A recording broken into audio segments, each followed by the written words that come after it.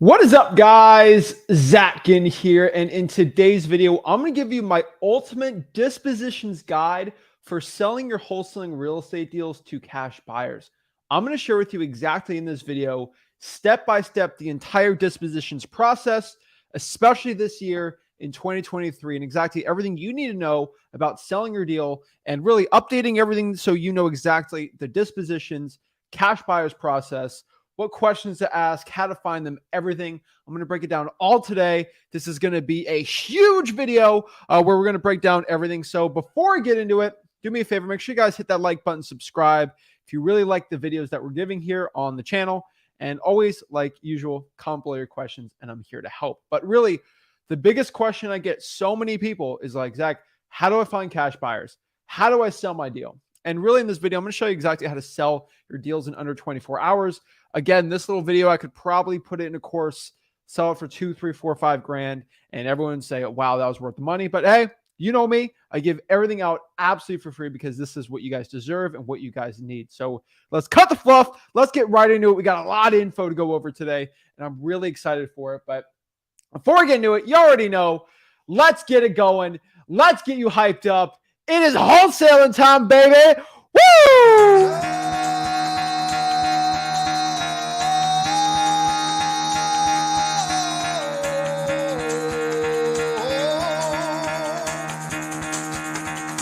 Get the fuck out of bed, bitch. Go.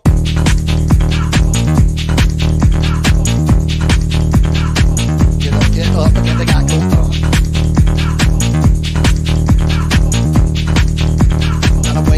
Time to wake up, bitch. Get up. Get up. Get up.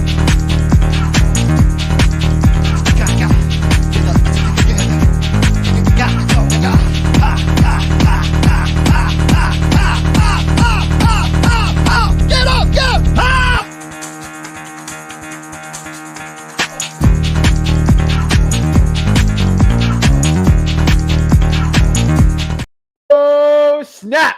We're ready to go. Vernon says I'm ready for Zach to drop some bombs on these gurus. I'm going to drop some bombs today on these gurus and really show you what's up because these gurus have been sleeping.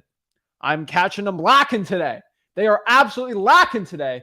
And I'm going to show exactly why they're lacking because they don't know how to pull cash buyers. They don't know how the whole process works and exactly how you can become as successful as possible in wholesaling real estate. So let's break this all down. Let's really share everything you need to know about selling your wholesaling deals, dispositions, and breaking it all down. Remember, guys, everything I do say is in freewholesaling.com. That is my free real estate wholesaling course, and you'll see that on the bottom right-hand corner for this. So just FYI, right here, freewholesaling.com. So again, I'm going to get in the nitty-gritties today. But again, there's even more onions to unveil about how to cold call cash buyers, things like that, which we're going to break down as much as we can today. But remember, again, everything on top of that is at freewholesaling.com. Contracts, dispositions, everything. So the one thing I want to do before I get into it is I'm going to talk about the assignment of contract when it comes to cash buyers and for dispositions.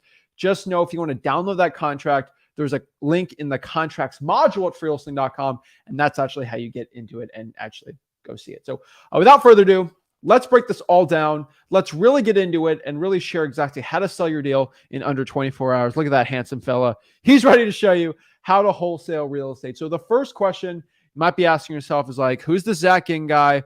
Why is he qualified to ask me or tell me why I should start getting into wholesaling real estate? And the honest truth is, quick bio, I've done over 1,000 real estate wholesaling deals over the last 6 years. I'm 23 years old right now. Started at 17 years old, and really I've sold over 1,000 wholesaling deals, and I'm one of the top JV partners in the entire country for wholesaling real estate. And I make a lot of money, so I share exactly how to make a lot of money. And because I make a ton of money in wholesaling, I don't have to charge you for this information. I just want to help the community out because there's literally nobody besides Rick and me that give this type of information at this type of quality and quantity out for wholesaling. Nobody breaks down a whole dispositions guide for hours on how to do it for free. There's always an ulterior motive. No course, no mentorship, none of this stuff. I give it out absolutely for free. So let's break this all down. Let's get it going. So let's kind of talk about, before we get into dispositions, let's just do a quick overview really quick of the wholesaling process, right? So the wholesaling process, everybody knows, really, it's about marketing, locking up the deal, finding the buyer, walking it through, and closing day. So really, we're not talking about marketing or locking up the wholesaling deal today because that's really part of marketing and acquisitions. We're really focusing on the latter half here, the stuff in the gray, right? Finding the cash buyer, walking through the cash buyer, right? Making sure you do the walkthrough the right way, and then closing day. This is very important, guys, that we break down exactly those processes because I think so many wholesalers, they really get confused on it, and we're going to break it all down. So let's talk about first and foremost the cash buyer tiers list, right? So when we're talking about cash buyers, people that are buying or wholesaling real estate deals, right?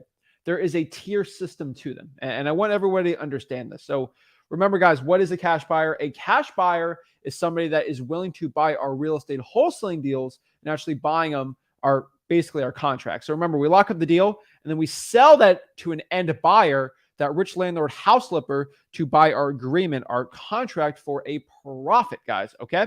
And so basically these cash buyers, people buying our contracts from us, right? Who are they, right?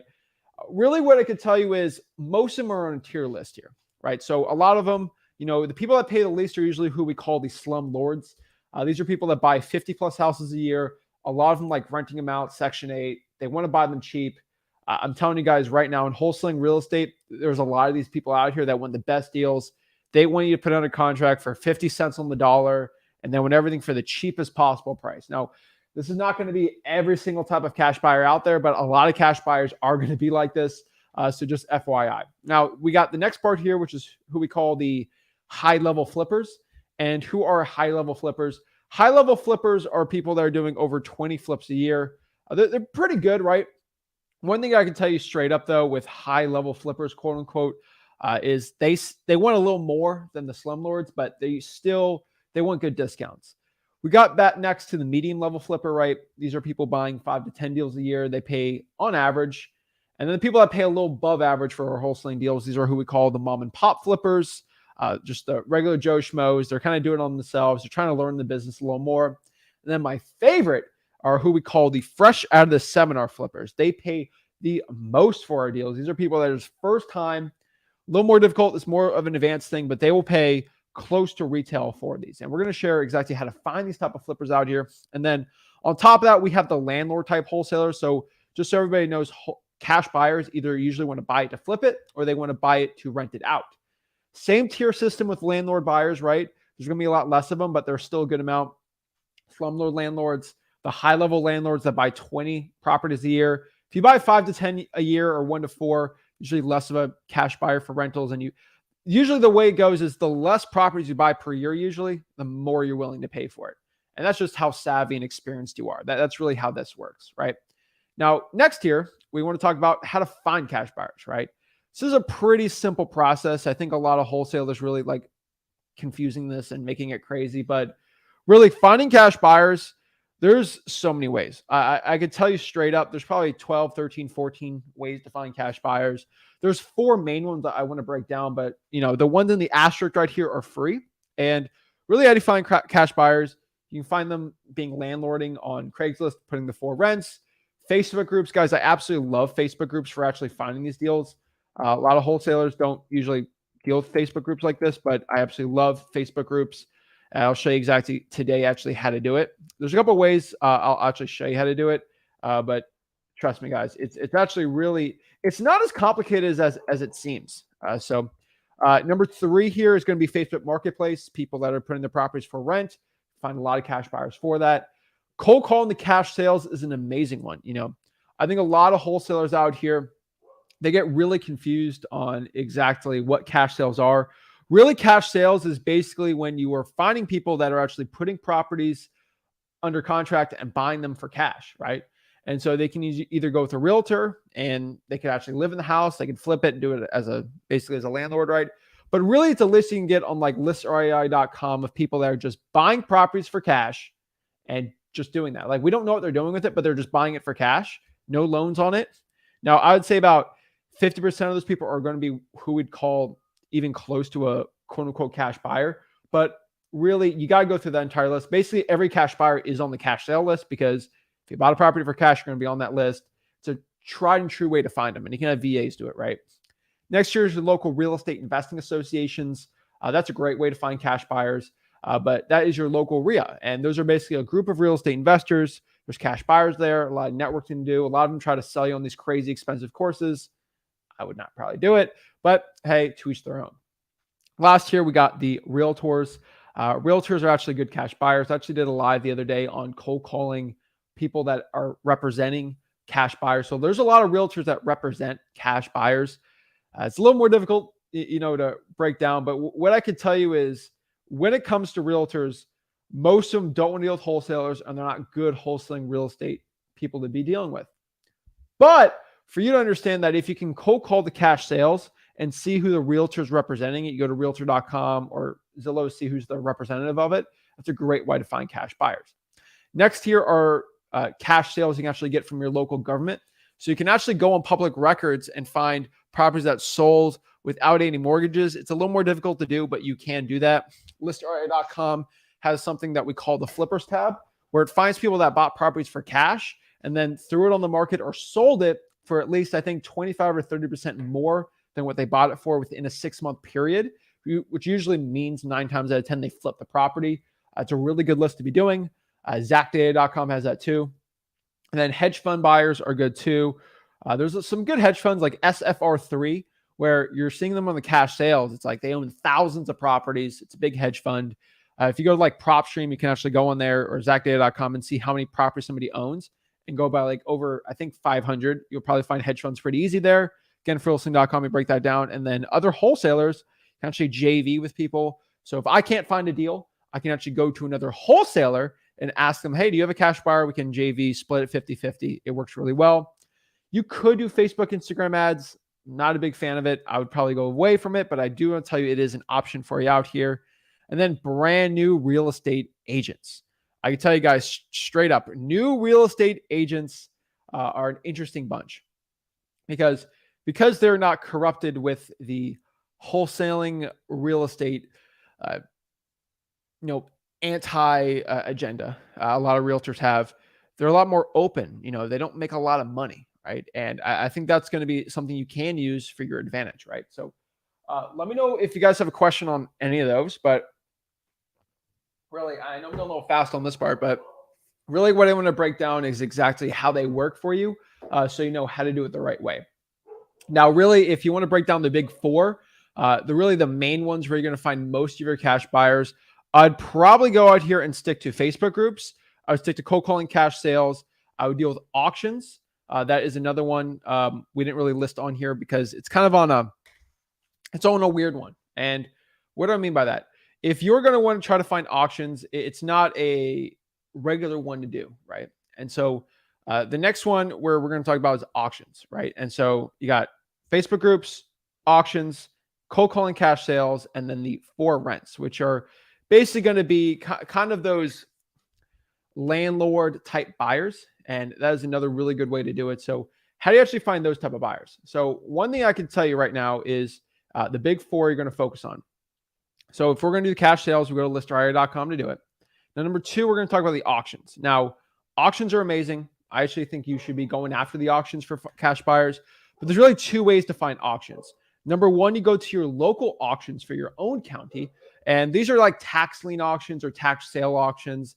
And really how that works is when the county is auctioning off properties, you can actually go out here and go to that auction. There's going to be 20 or 30 cash buyers there willing to bid on the properties. Sometimes they're virtually, sometimes they're in person. I'd rather you go to the in-person ones, obviously, and see people actually bidding on buying these type of properties.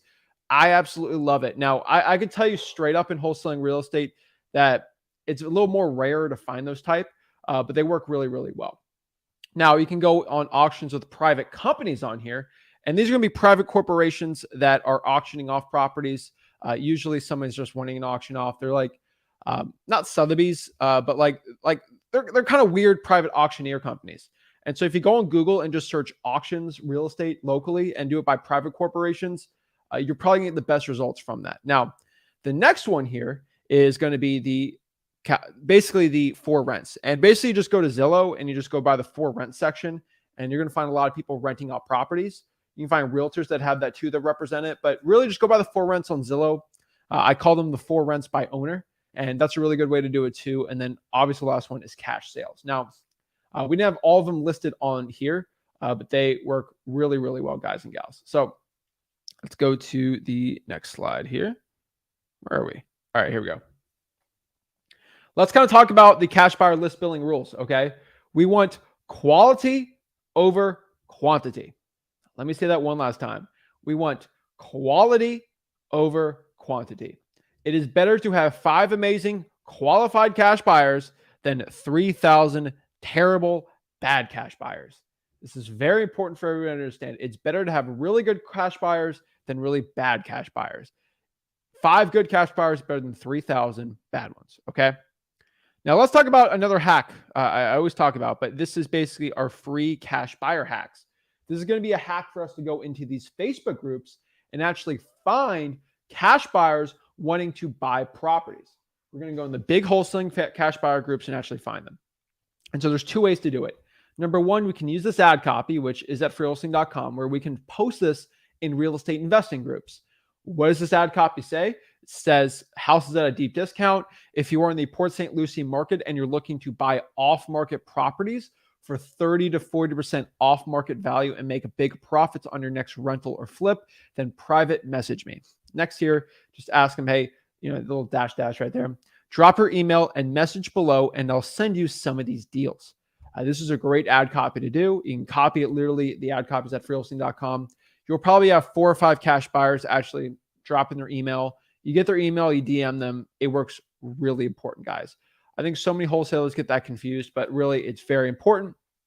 Next step here is you can actually, I don't have no, I got a screen share on it.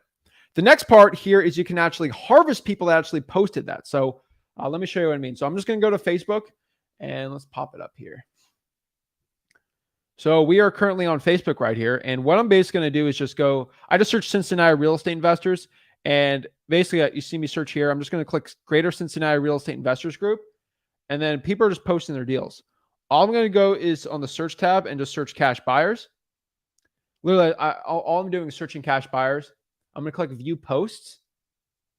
And then I'm going to see people that have already posted like 22 hours ago, right? I need cash buyers in Covington, Kentucky area. Click comment, and people are just dropping their emails like crazy, right? So like, boom, email, right? These are all cash buyers. So what I can do, like with William right here, I just click message, boom, and then just message him, hey, William, this is Zach. Are you still a cash buyer in the blank area? Boom. You just literally, I just go message all these people that are commenting, and I can do it from a year ago, a month ago. If you do at least 20 or 25 of these every single day, you will find cash buyers really easy and simple. It's really not as complicated as most wholesalers make it seem. And I think if you really get things confused, I think if you really go out here and complicate it, you're not going to get the best results. But really, if you go there, you DM the people, you get their email, that'll be the best success and the best way for you to actually go out here and find these type of cash buyers. Now, next part, we talked about cash sales, right? I'll go to listarea.com. ZachData.com is another good secondary on it too. But like really what you do on these is you just pull all cash sales in the zip code hot market. You pull list, skip tracer or text or cold call, and you just cold call the people in the cash sales. And you basically say, hey, I saw you purchase 123 Main Street all cash. Are you still looking to buy any more houses at a deep discount in the area? Pretty simple, pretty easy, but it works really well. You can use realtors, right? Now there's 2 ways to do it. You go like a realestateagentlist.com. I think it's free. You might have to pay for it. That's just, I'm not affiliated with them at all. So I'll actually see if this is real agent list, right? Yeah.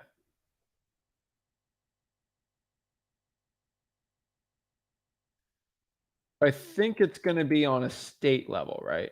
Yeah. So they try to charge for the information. So if you want to go crazy, you can actually get a list of all realtors in the area. But still, I'd probably just go to freewholesaling.com and learn exactly how to find realtors that are cash sales and go from there. Now, you can pull all the areas in your city for a fee and just cold call them. They have emails and phone numbers. I thought it was pretty cool.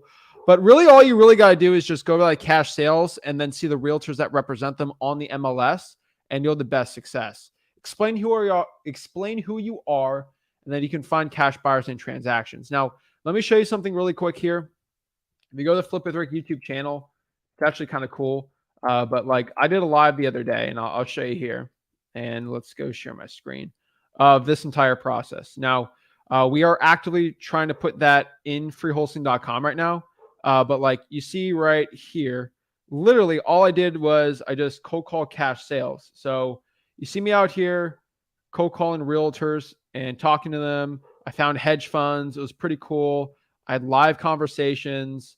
It worked really well. I was going LLCs. I was even going in there. But really, all I was basically doing was cold calling cash sales. And I found a lot of really good leads, and it was really cool. So exactly, freewholesaling.com by tomorrow, the other day, that should be put in there. But if you want, you can just go from there. So let me put the link in the chat for everybody. And you can go in here. So let's go to the link in the chat. So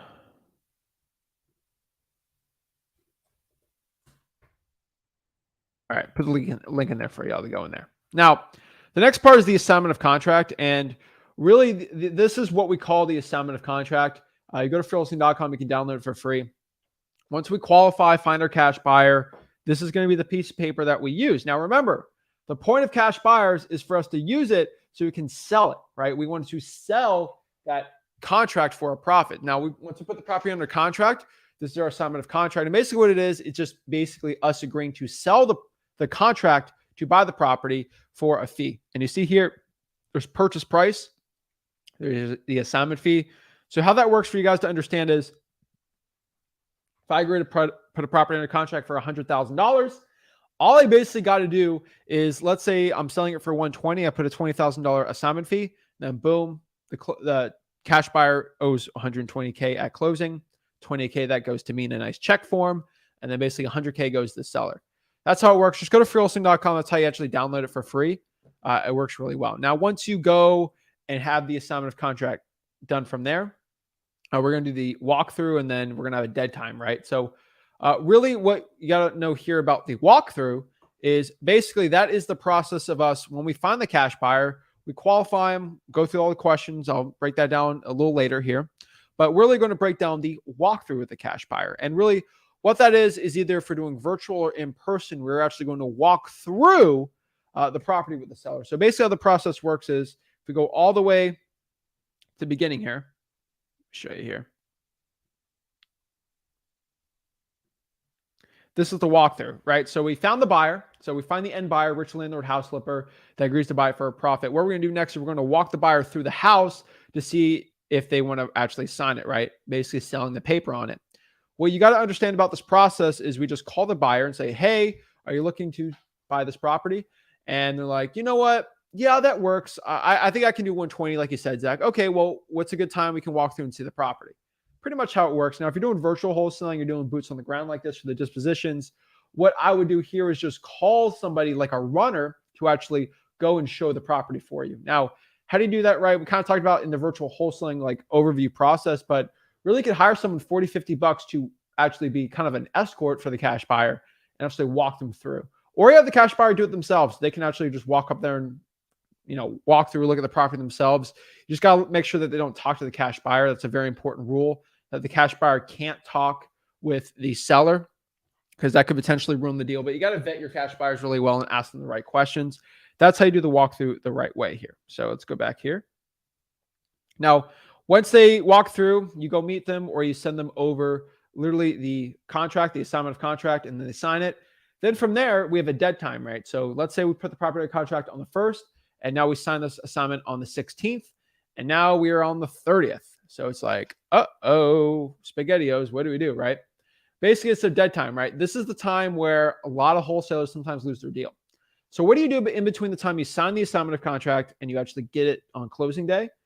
That's what we call the dead time. So what you want to do is call the cash buyer once a week to make sure they're all good. They should have the non-refundable deposit, so it's really not going to affect us too much. Number 2 is we're going to call the seller 2 to 3 times a week, every single week, to actually just keep updating them. We're going to have our title company call the seller 2 to 3 times a week also, because I always tell my title company, keep calling the seller once or twice a week to make sure they're on board. If you ignore the seller in between closing date when he signed the contract, sometimes the seller just feels like you're not legit and they just don't want to close. And it's weird to say it, but it happens a decent amount of times when you don't follow up. This is why follow-up is so important for your wholesaling success. Confirm the title is clear and there's no issues and you should be fine there. Now, when you're talking to cash buyers, right, you need to ask them these specific questions. These are very important questions you have to ask your cash buyers. But these are basically questions like, hey, are you looking to buy more houses for flipping or renting? And so if you're cold calling cash sales, you got someone that says they're a cash buyer, literally anyone on Facebook, you just got to ask them these questions, right? Are you looking to buy more houses? Are you a cash buyer? Have you ever bought from wholesalers before? And are you okay with me making an assignment fee? It's very, very, very, very, very important you ask your cash buyers this. Hey, Mr. Cash Buyer, are you okay if I made $50,000 in this assignment fee for this deal? Ask them that. I promise you, if you don't ask them that, you're going to be in a world of hurt, because if they see you're making $50K and they get upset, they might not want to close on the deal. Now, those are really greedy cash buyers, but some people work a little weirdly and differently. So just make sure that you're making an assignment fee and you actually explain to the cash buyer you're making an assignment fee. Lastly, you get a proof of funds from them and you ask them how quick they can close. What is a proof of funds? Basically, is a letter from a bank account showing that they have money in their pocket, like they got money in their bank account. And what does this basically mean?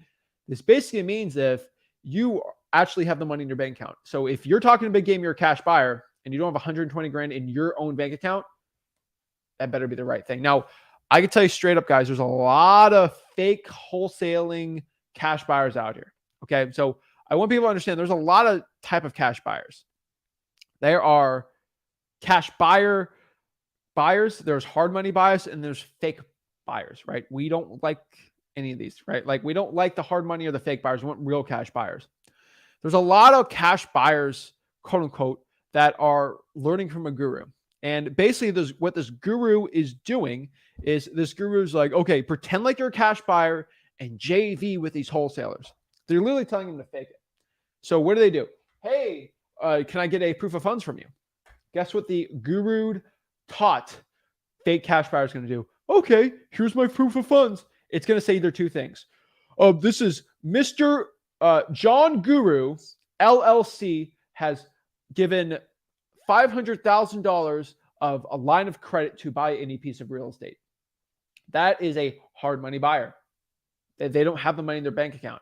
So if you're talking to Jack Smith and he gives you a proof of funds from Johnny, Waterby, it's like, you're Jack Smith. You're not Johnny Waterby.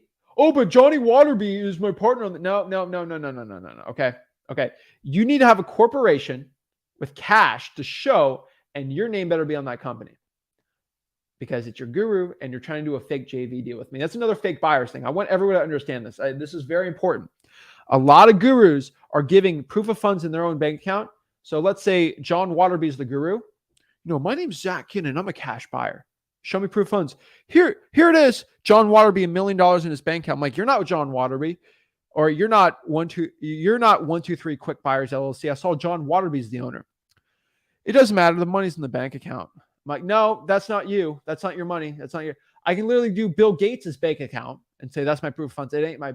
Okay, it's borderline fraudulent at that point. If your name or if your company with your name has to be on the corporation, which the gurus don't want you put on there, it's very important, but there's a lot of fake buyers out here. There's a lot of guys saying, I got the cash in, close, and you get screwed out of the deal because you're using a fake buyer. Don't get caught up with the fake buyers. They're terrible. Drives me crazy. I see it all the stinking dang time. This is how you actually fail in this business. So they have to have a proof of funds. They have to be okay with you making a big assignment fee on the closing.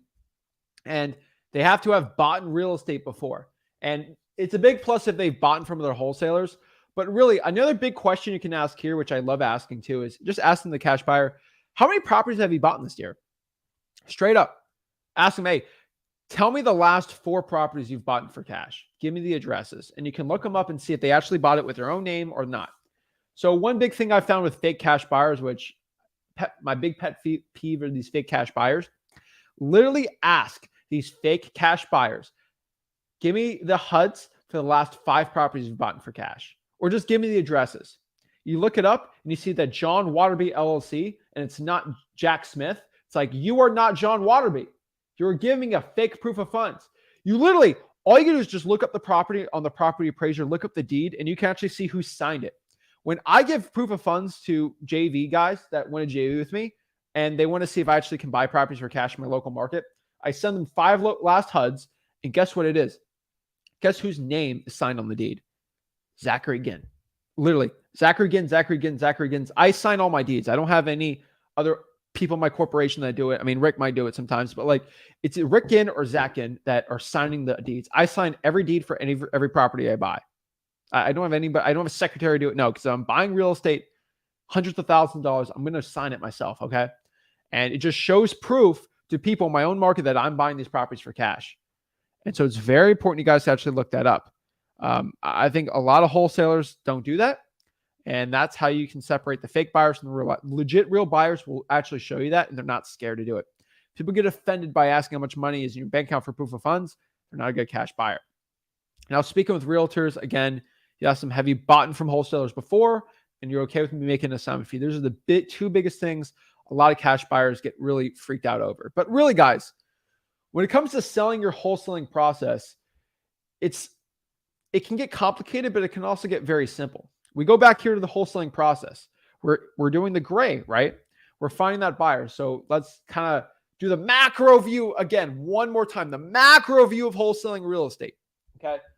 We're finding stressed properties. We're locking up the deal, going with the title company, find the cash buyer, cold call the cash sales, Craigslist, realtors, auctions, for rents. Really, it's really Facebook groups, just finding people that want to buy properties for cash. You ask them their questions, you qualify them, the questions we asked in the slides here.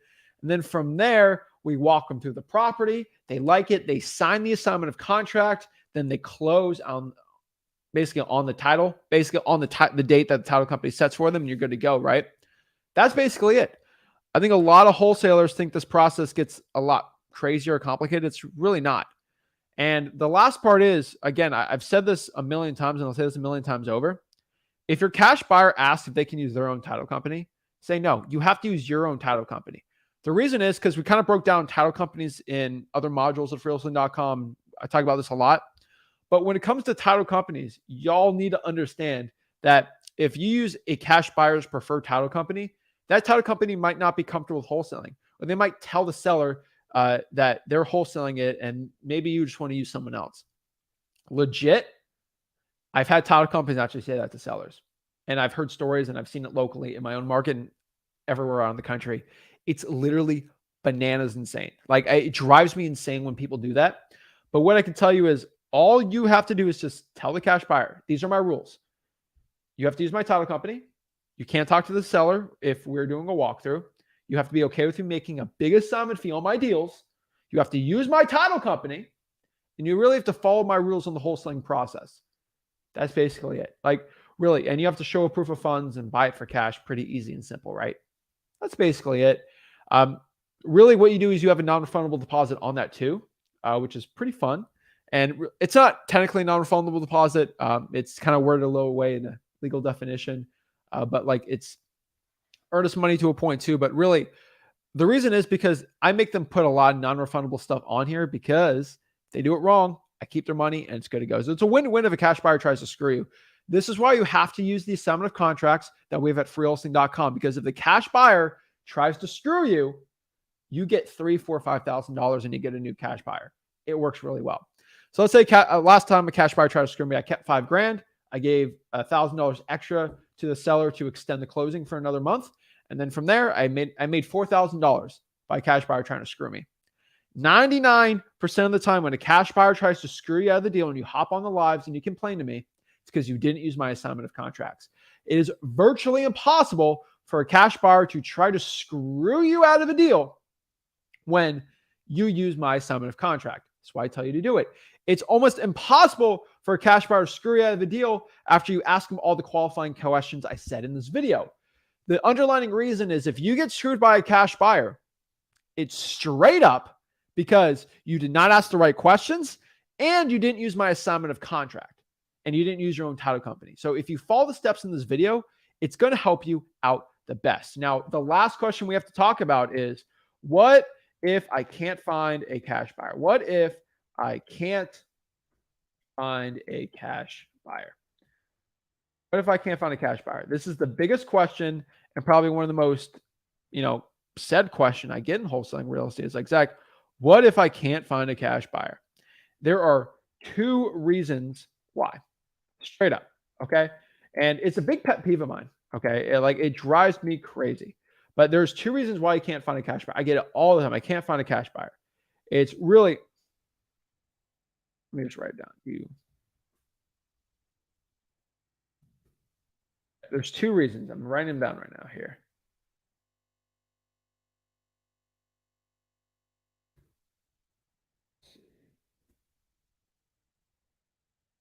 Okay. So I've said this a million times. I think everyone knows kind of what I'm talking about here. But if you cannot sell your wholesaling contract, if you cannot find a cash buyer, my biggest pet peeve is when people say, "Oh, the deal just fell through." Like, deals just don't fall through. Like, it was, oh, it just fell through. Like, oh, just deals just magically just lose all the time. Like, I hate it when people say that because it's not true. Deals just don't fall through because you did a problem. There was a problem that could have been solved. Okay. It's not like it just happens. Deals just fall through. No. Okay. There's specific reasons why you can't find a cash buyer. There's two reasons why you usually can't find a cash buyer. Reason number one, you locked up the deal for too high. Just admit it. A lot of wholesalers, they can't find a cash buyer for their deal, not because every cash buyer thinks that their property is just locked up for too high. I'm telling you, if you talk to 20 cash buyers and all of them say that I have to buy this property for way less, it's not them, it's you. Okay. So if you're acting crazy and 30 independent people say, yeah, you're being crazy right now, it's not them. It's not you. It's not them. It's you. All right. I just want everybody to understand that. So if someone says, oh, you smell bad, if you talk to 30 people and they all say you smell bad, it's not that one person's wrong. It's because you're wrong. All right. And I think so many people that they think that it's usually an ego play. Oh, no, I did my comps. I'm the perfect person at comps. No, guys, it's like selling a Michael Jackson signed album of Thriller. Okay. It's like, do you know how much that's worth? I really don't. But how much is it? How much is it worth? It's it's literally worth what someone's willing to buy it for. For that, I'd probably pay $50 for it because I'm like, I don't really care about it too much. Some Michael Jackson fans probably willing to pay $400 for it. Huh, right? You guys got to understand this, that what a real estate wholesaling deal is worth, like what you can sell it for to a cash buyer, the contract, it's not what one person's willing to pay, or it's not this crazy MAO formula. It's literally what someone's willing to buy it for. I have cash buyers that on a specific deal, I could sell it for 120. One cash buyer might want to buy it for 130. One might want to buy it for 80.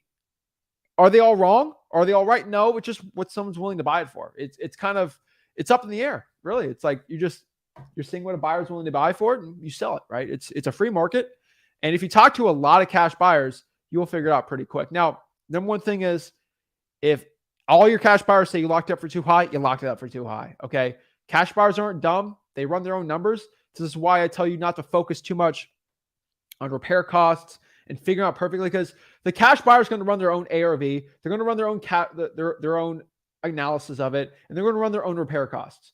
You thinking that it's $40K for repair costs, the cash buyer who actually spent 4 or 5 years in construction will figure it out quicker, easier, and better than you because they actually have a crew and you don't. Okay. So just focus on getting it locked up for the lowest price you can and then seeing if a cash buyer is willing to buy it. So the biggest reason for not 80 to 70%, 70, 80% of wholesalers who can't sell their wholesaling deal is because they just lock the property up for too high. Number two, this is a rarity, but 20%, I'd call it rarer, but you just haven't talked to enough cash buyers. Reason number two, wholesaling deals don't go through is because you just haven't talked to enough cash buyers. Now, is that a problem? Is that an issue? Not really. And maybe you have a deal locked up for the right price. Maybe you have it for the right price and you talk to one cash buyer and that cash buyer is trying to screw you out of a deal. Maybe it's not them. Maybe it's not you, it's them. And so I always talk to people. I'm like, Zach, I can't sell my wholesaling deal. I'm like, okay, well, let's talk about your wholesaling deal. It's locked up for the best price possible. I'm like, okay. What did your cash buyers say? I talked to 20 cash buyers and they all says locked up for too high. Kind of like I said before, if they all said that, then they're probably right. Okay. They're probably right about that. Now, if you talk to one cash buyer, maybe you just haven't talked to enough. I'll tell you, talk to 20 cash buyers. There's going to be one or two of them that are going to overpay for it. You can make a ton of money. So usually if you can't sell the deal, talk to at least 10 to 20 buyers, and you're going to have a couple people willing to overpay for it or pay that a price that works for you. And I'm not saying walk through 20 buyers, but just talk to them and see. And make sure you get a property locked up before you talk to a buyer, and it should be the best for you. Now, then the last thing about dispositions, and this is something I always talk about, but and this is going to be more of an advanced method, but I think if I'm doing an ultimate guide for dispositions and cash buyers, I want to break this down. But the next question here is, Zach, I have 0 comps. I have no comps at all. I don't know how much this property is worth. I don't know how much this deal is worth. What do I do? Really what you need to do here is, if you have 0 comps, no comps at all, zilch comps, what you have to do here is you can actually go to your cash buyer, make sure it's someone you trust really well, but ask your cash buyer, hey, Mr. Cash Buyer, I have a property. I'm going to the appointment. I have no idea how much this property is worth. I can't figure it out at all. It's really unique. It's weird. You're the first person I'm talking to, and I want you to get first right of refusal on this deal. But here's the property. I can give you pictures of it tomorrow when I go see the property. But can you give me a range of what you buy this thing for, just so I know where I'm at? I don't want to waste your time, and I just want to see if this is the right thing or not, and just go from there. And he'll say, you know what, Zach, I could probably buy this for around 150. Perfect. Now you have a certain range. Because what did I say before? What is a contract worth? It's worth what someone is willing to buy it for. That's how you do it, guys. So really, that is my whole dispositions guide for wholesaling real estate. I think in wholesaling, a lot of people get this whole process confused. Contracts, JV, cash buyers. And what I could tell you is the best way you're going to learn dispositions is by just selling deals. Once you sell your first and second, even your third deal, this process gets so much easier. I promise you, this process gets so much easier. Once you do 1 or 2 deals, this process gets so simple. It's like, this video game's so confusing, or this playing chess used to be super confusing to me. And then I learned how to play it, and it's not confusing anymore. It's fun, right? So it's like a lot of things. It seems confusing from the outside. And then once you do it 1 or 2 times, it's actually simple. It's a piece of cake. And it all, guys, stems back to the wholesaling process, finding the cash buyer, walking through the house, and closing the deal. 3 steps. That is it. Kind of condensed in this little video today. So guys, that is my whole cash buyers dispositions process. If you got any value, go hit this like button, subscribe. Make sure you guys go to freewholesaling.com, and that is my whole dispositions cash buyers process for you to actually sell your deal for the best price possible. So what I want to do is answer some questions we got today on disposition, selling your deal, things like that. And we'll get it going, guys. And I do want to give a quick announcement before we get into some questions too. Number one, first and foremost, freewholesaling.com. We are revamping a lot of stuff. We are kind of adding in new videos, switching things up, or we're kind of revamping a lot of things in there. So we're bumping the quality of everything up like crazy. So freewholesaling.com, one video might be missing, tonight, and then it gets done and we got to embed it and code it all in. It gets a little confusing to do it, but just FYI, for the next week, we are revamping the website. So some of the videos are going to be switched out to more updated content, because we do it about every 3 to 4 months. We'll just re-update everything. So it's the best. I'll sit down on a weekend and shoot more videos just to make it perfect for you guys. But yeah, just want everybody to know that we are kind of revamping a lot of things we're doing in freewholesaling.com just to make the quality even better, just to give you more value, and just to flex on some more broke wholesaling gurus. So if there's a video missing or something, it'll be missing for like a day and then it'll be back up. The whole process of the problem with the website is that you get hundreds of thousands of people logging into it. It's like, you got to code it the right way. So Sometimes there's a bug or two. I got a couple DMs from it today. Got fixed this morning, but yeah. So yeah, great advice, keynotes. Thanks, Ben. I appreciate that. So D S. Scappy says, what's the ROI, the return on investment, cash buyers are typically looking to see? It's up to them. And D. Skippy, this is a really important answer I can give to you. I don't really care. And I'm just being honest. Some cash buyers, they want 15% of the deal. Sometimes they want 20, sometimes they want 30. I simplify this process. I don't get in the crazy transgressional calculus of what a cash buyer might want to do. They run their own numbers. Hey, Mr. Cash Buyer, I have this deal locked up. This is the price I'm selling it to you for. Does this work or not? It's like, here's the thing. If I own a grocery store, do I look up the ROI on apples versus when I put it under contract for exactly what a person will be willing to buy an apple for, a whole apple analysis on prices? No. Even the big mega corporations, they price it, but they switch it all the time. They don't have these Harvard economics people doing it. It's like, we make more money selling apples at $1.50 a pound than at $3 a pound or at 50 cents a pound. That's where the supply and demand for apples have been. Contracts, same thing. Talk to 20 buyers. Who's willing to buy it the most for? Boom. Do you think when somebody auctions off a property, they're looking what the ROI is and that's how I'm going to sell it for it? No, they auction it off. Okay. They just auction it. It's so funny how confusing people make it. It's like, do auctioneers do? What's the ROI for the cash buyers on a flip? If I do this on an analysis and I think the flooring's going to be this, but if they use laminate, but if they use a tile on this one, then it'll be good on that. Come on. Stop complicating it. All right. Like, stop. Literally, if you put this energy into your marketing and actually getting the lowest lowball price possible, you don't have to be dealing with all this crazy stuff. When you're doing this crazy analysis, this 100% comes down to you locking the property up too high and you're trying to justify to sell it for this crazy high price. Just ask. And I promise you, if you just ask, it'll help you a lot. Okay. All right. Let's see here.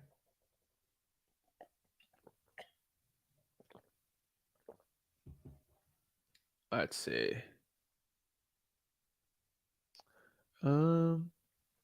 April says, I ran across a fake buyer recently. Swear he's doing $1 million deals all the time. Then he sent me a pre-approval for a loan letter to me. Guys, there's a lot of fake people on the internet. Even with me, all right? Like, assume that I am faking everything I do. Everything I do is the worst. I'm stupid. I'm broke. All this stuff, okay? Just, even with me, assume it for everybody. And then make that person earn your trust. I just assume everybody's fake on the internet. And then make that person earn your trust. I got my HUDs, I show you deals, and I show you people that learn from me and they actually do well. That's all I can do. Like, I think it's so funny. But yeah, guys, I'm telling you, a lot of cash buyers that say they're cash buyers are actually fake. And you're going to have to figure out these gurus from last year to this year.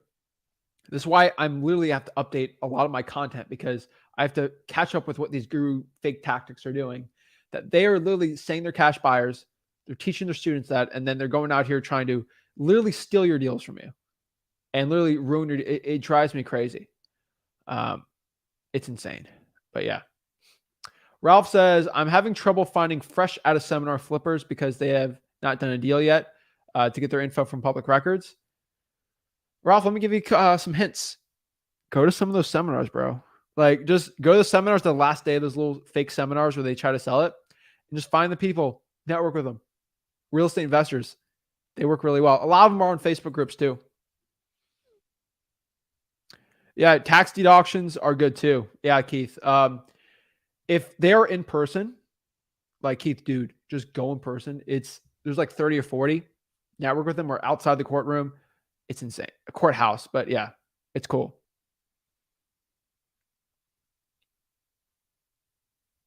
Zach, I'm being soft and complacent. I have my marketing plan written out. I know exactly what I need to do, but I don't take action. Well, D Skippy, what I can tell you is if you are being complacent, not taking action, keep doing it.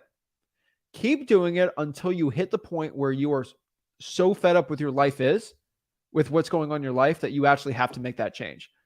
Unfortunately, sometimes you have to have your back to the wall for you to actually take action. I'd prefer you take action now, but D-Scappy, like, bro, if you sit at if you're comfortable where you're at with your life right now, keep doing it.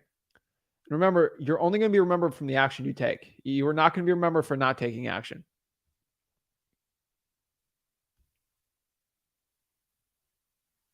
So this is a big question I get all the time. And let me explain this, okay? I saw this last night and I watched your dad's video. I don't want to show the buyer my assignment fee. I couldn't find a contract that removes this information. How do you feel about that? Vonnie Mae. Let's break this down. Let's break this down. This is a huge rant I have. This is a huge thing that really gets this really grinds my gears. And I'll be honest with you. So you're asking me this question, okay? How do I make sure the cash buyer doesn't know my assignment fee? Why do you care so much about what your assignment fee is? Like I just telling you, if you ask your cash buyer, hey, Mr. Cash Buyer, are you okay if I make $1 million in my assignment fee? And they say yes, let them know you're going to make 50 or 60. I promise you, the cash buyer will eventually find out how much money you make on it. If you explain to the cash buyer that, hey, I'm going to make this much on the property, you should be good to go. So the only way you can hide it on one deal is to double close, which you can double close, but your cash buyer will find out how much you put under contract for. Like you're never going to hide it. It's never going to be impossible to hide it.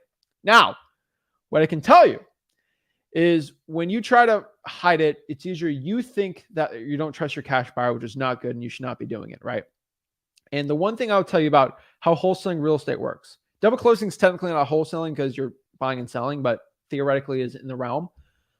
Here's the thing. In wholesaling real estate, we are selling contracts, right? We are actually selling our contract for a fee. Now, here's the thing about a contract. You are literally selling paper, okay? Like we got paper out here.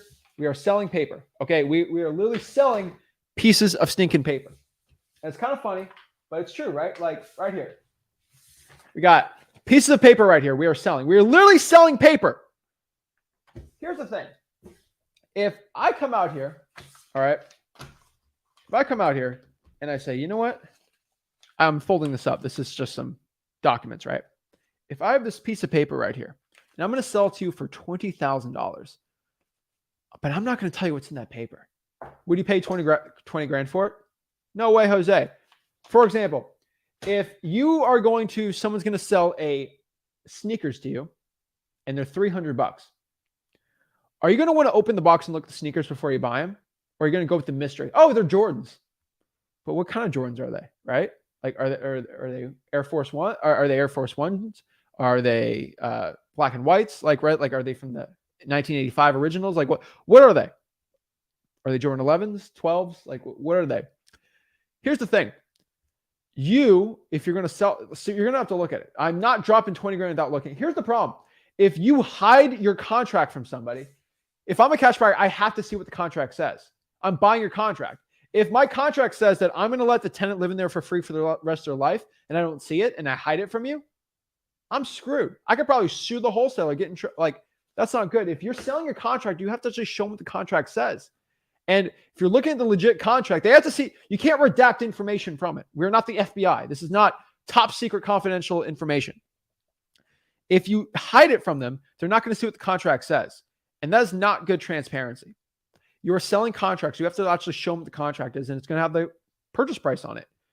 If you come out here and feel that you're so scared that they know how much money you're going to make on it, you're screwed up. Like you're going to be screwed up in this business because you will not build that trust and transparency with the cash buyer. And that's not a way to actually build a real business. Most wholesalers that make over 7 figures a year, straight up, when they make 7 figures a year, they don't care. They actually, hey, Mr. Cash, most good cash buyers will say, oh, you're making 50 grand. Good for you. I'm okay with that price. They care about the purchase price.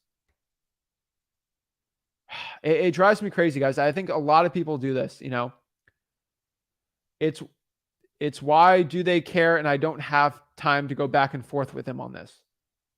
Well, if your cash buyer is concerned about how much you're making, you didn't ask them the right questions. And that's the thing you have to understand. They will find out after everything is sold or not. Yes, they will find out because the only way around it is double closing it. And really, if they double close on it, they're going to figure out how much you bought it for.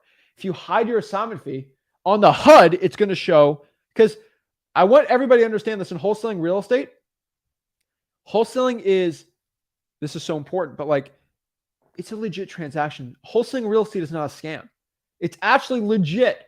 Like, you're legitimately legally allowed to sell your contracts for big stinking profits. And because of that, you have to do things with attorneys and legal people. Like, you actually have to legitimately do a real estate transaction. Like, you have to do it in a real above board legal way. This is why wholesaling is legal. And because of that, you have to do a HUD, which is basically going to be a statement from the cash buyer to say, okay, 100,000 goes to seller, 20,000 goes to Bonnie Mae. They have to see that. They're dropping 120K. They got it. If I'm going to drop $300,000 to buy a house, I better see where that money is going. And I got to make sure I'm a legit have title insurance. This is a legit business. You cannot go out here and wholesale. Oh, it'd be nice if I do this illegally, but still legal. It's not like that. Okay. You have to wholesale real estate the legal way. And how you legally wholesale is you actually have to let the cash buyer know. Okay. Drives me crazy, but I want people to understand that. All right. Don't hide your assignment fee. Keep it out. Like, have your assignment fee out here. Okay. And don't try to hide it from you. All right. Don't try to hide it from your cash buyer. Don't try to hide it, because they'll find out eventually. And if you want to hide it for one transaction, double close on it. I have no problem with that. But just FYI, they are going to find out what the purchase was with the double closing. And if you hide the assignment fee, when they have to sign it, the HUD's going to be there what your assignment fee is going to be, or what you're giving to the seller. And so, like, there's no way around it for your cash buyer to hide it. So you better just bring it up front. That's how you do it. So the next question, do you have to tell your seller your assignment fee? You actually don't, because you agree to purchase it for 100,000 and they get 100,000 at the closing. So that's actually fine. You don't have to tell your seller about that, because the assignment fees can really be anything. Now you have to tell your cash buyer because they're the one buying it. When selling it, they get their money, they're okay with it, right? That's basically how it works. So next question is, how do you get a proof of funds if a cash buyer doesn't want to provide it? You ask them. So you can do this too. You can just ask them for the last 5 properties they bought for cash, and you can actually prove that they bought it for cash by calling the title company. So, I use 123 title company, closed my last 5. Here are the addresses.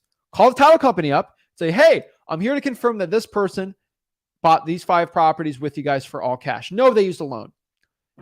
That's the only way to really get a proof of funds without getting it. But most of the time, if they don't do that, they're going to be difficult to work with. They will probably follow your rules, and it won't be good at all. So that's how you do it. But I'm telling you guys, one last thing. I will tell everybody one more time. If you are selling paper for $20,000, $30,000, that person better know what they're buying, because you can write a lot of crazy stuff in contracts, and it's not good. Scabby says, what is your 1 rep max? What's my 1 rep max? I don't think I've done a 1 rep max in a year. I do rep maxes. So like I'll do 5 reps for 5 sets of 5 reps. And so the most I've ever done on one was 285. That absolutely destroyed me a year ago, but I'm a lot stronger. I think I would say probably 305 if I have to like do 1 rep max. The problem is I kind of have, I don't do 1 rep max anymore. I only do 5. So I'll only rep out 5, the most I possibly can do, but only if I can do 5 sets of it, because that is a one-way ticket to tear your rotator cuff, and my rotator cuff's already kind of weak, so I don't push it too much. But I'd say 305 if I have to. I kind of played with 285, tried to do it twice, did not go well. But I got once, but not the second one. But yeah, no, usually I don't go heavy anymore. I'll just put 225 and then just do 5 reps of 5 and then just kind of call it a day and then kind of do other stuff. But yeah, I don't push the bench anymore. I went hard on it last year and I hurt my rotator cuff super bad, because what I used to do benching and then I used to do pull-ups together, and that just put too much strain on my rotator cuff. So I kind of have to go a little easier on it. But now my bench has gone up, but because I've done that approach on it, it's just a lot easier for me. But yeah, don't mess with the rotator. At 23 years old, I told myself, I'm like, is it worth it going hard in the paint or having nice shoulders when I'm 60? I'm like, I think having nice shoulders when I'm 60 is going to be the best thing to do. But yeah. Let's see here.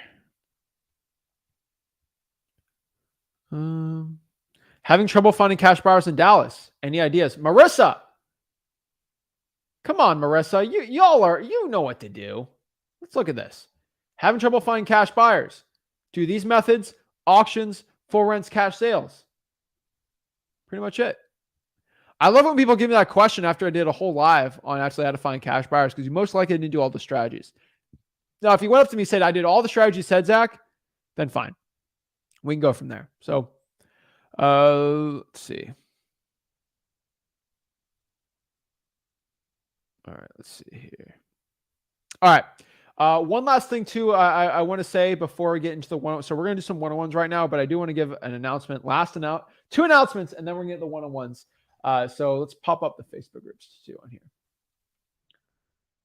So before we get into the one-on-ones, I do want to make an announcement, and these are shameless plugs for me, but I could care less. Number one, we are going live, me and Rick, tomorrow.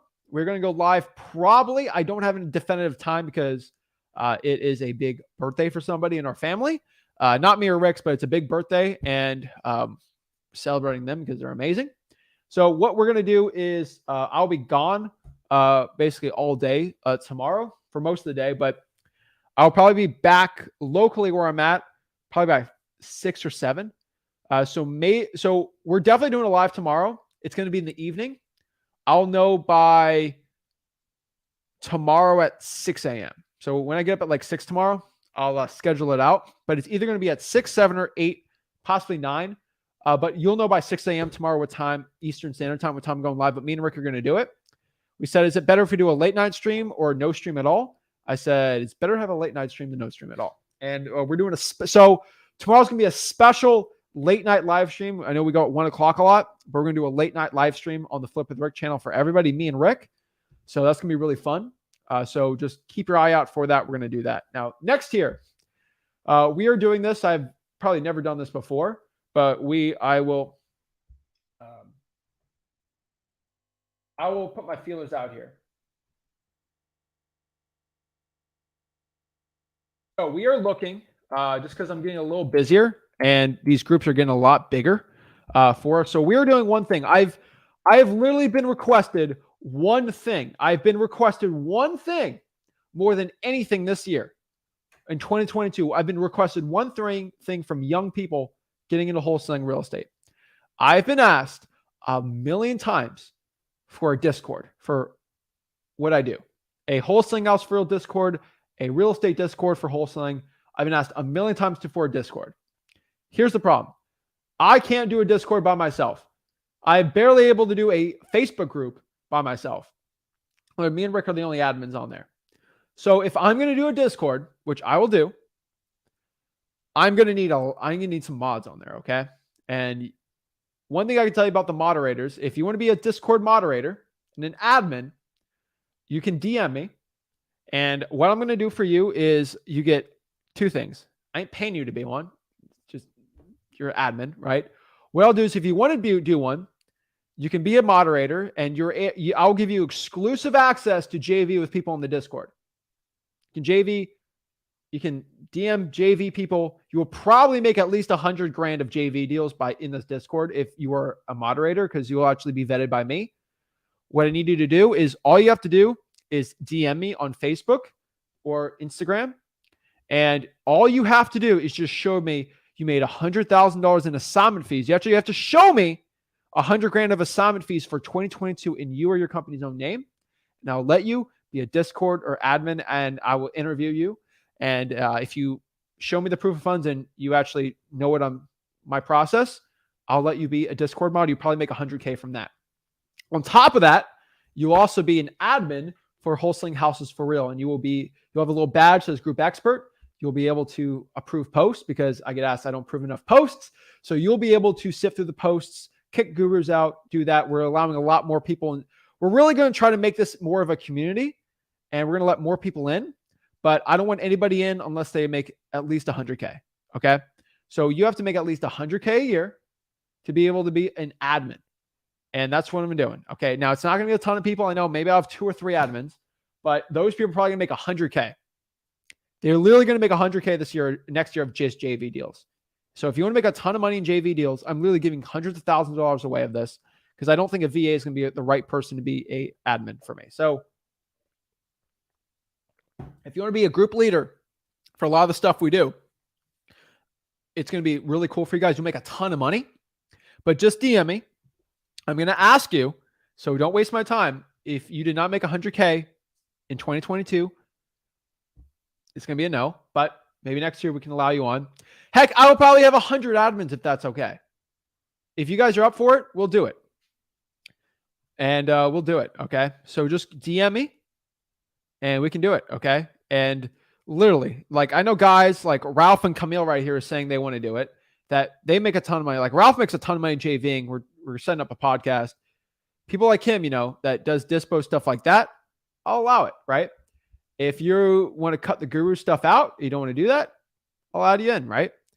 And that's what I think. So if you can make 100K, okay, I want everybody to understand this. If you can make 100K, I will literally give you 100K of JV deals by just being a Discord mod and a Facebook ad mod.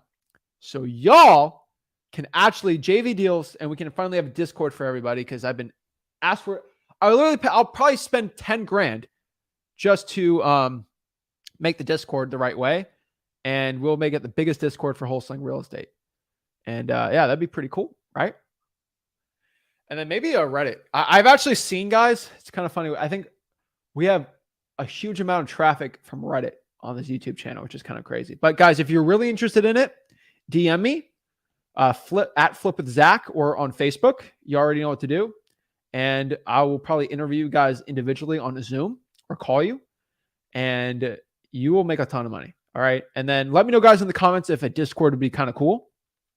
I think a Discord would be sick to have. And it'd be pretty cool. We can pop it off, make it good, but I'm going to need a decent amount of admins on there to make it work because it's a lot of people. I need people to get the guru people out of there. So Ace says he's in for it. Vernon says he's in. We got a lot of people who say they're in for it. So just DM me and be pretty cool. I'm giving insane amount of JV deals sent to us. And so if I can have you guys JV instead, that'd be pretty cool. So yeah. And I'll let all of you guys go in here and actually JV, and you guys will make a ton of stinking money.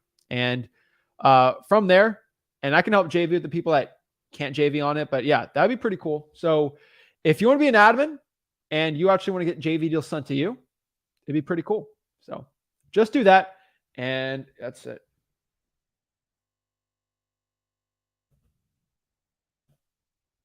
All right, let me make sure it's all good here. All right. So if you want that, just DM me and we'll get it going. So, boom. All right, let's do our 101. So if you want to go on here, all right, Ace, comment below what your thing is and I'll look at it. So I just got 5 Facebook messages. Holy moly. All right. So what we're going to do here is we're going to do some 101s today. So how do you hop on, talk to me 101? All you got to do is go to Wholesaling Houses for Real, my free real estate wholesaling Facebook group. And so basically what we're going to do here is, let's pop it up here. All right. So, all right, I'll look at you, Works of Base. I'll look at it after this live stream. All right. So this is it. This is Wholesaling Houses for Real. Remember, you can be an admin here. That's pretty stinking cool. 82,000 wholesalers sending deals in your local market. That's going to be pretty cool. And so if you're in like Tulsa, you can be the Tulsa, Oklahoma person. And we'll give you shout outs. We'll give you a ton of JV deals. All right. But all you got to do is come here, Ultimate Dispositions Guide. Click here. StreamYard link is right here. Boom, click that, hop on. You can talk to me absolutely for free. 101, the perfect right way. So without further ado, let's get it going. And let's start getting it going. So, all right, what do we do here? Who we got? We got first on here to do 101. We got Allison. Hello.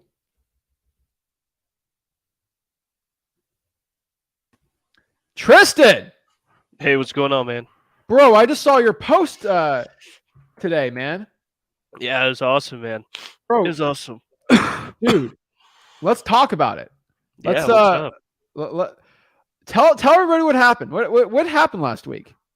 Well, it was awesome, man. It was such a good experience closing that deal for 20K. I learned so much and lots of ups and downs, but it was like addicting, man. I can't wait for the next one. So it was my Stop first being deal humble. too. How much did you make? I made $20,000 on the first deal here in Oh my Colorado. So gosh, dude. big numbers here. Let's hold up. Let's show the people here really quick. What is this right here? Yeah, that's that wire transfer. That well, I Woo! guess 20,100 because the EMD. But yeah, man, it's good stuff. Good stuff. Bro, you made $20,100. Yes, Bro, sir. Yes, sir. dude, congratulations. Like, I gotta ask you. Yeah, I gotta ask you, how did you get this deal? What's the story of it? Let me know. it was crazy, man. You guys, I mean, I've heard you say it a bunch, but the deals pick you. So I went driving for dollars in my market, and um, I think I got like 150 some leads that day. I didn't go for too long. But at my work, I actually heard someone, over talking about a friend they had that uh, needed to get out of the house. And I'm like, who is it? What's their address? And lo and behold, I had it on my driving for dollars. So I talked to them. We got it done.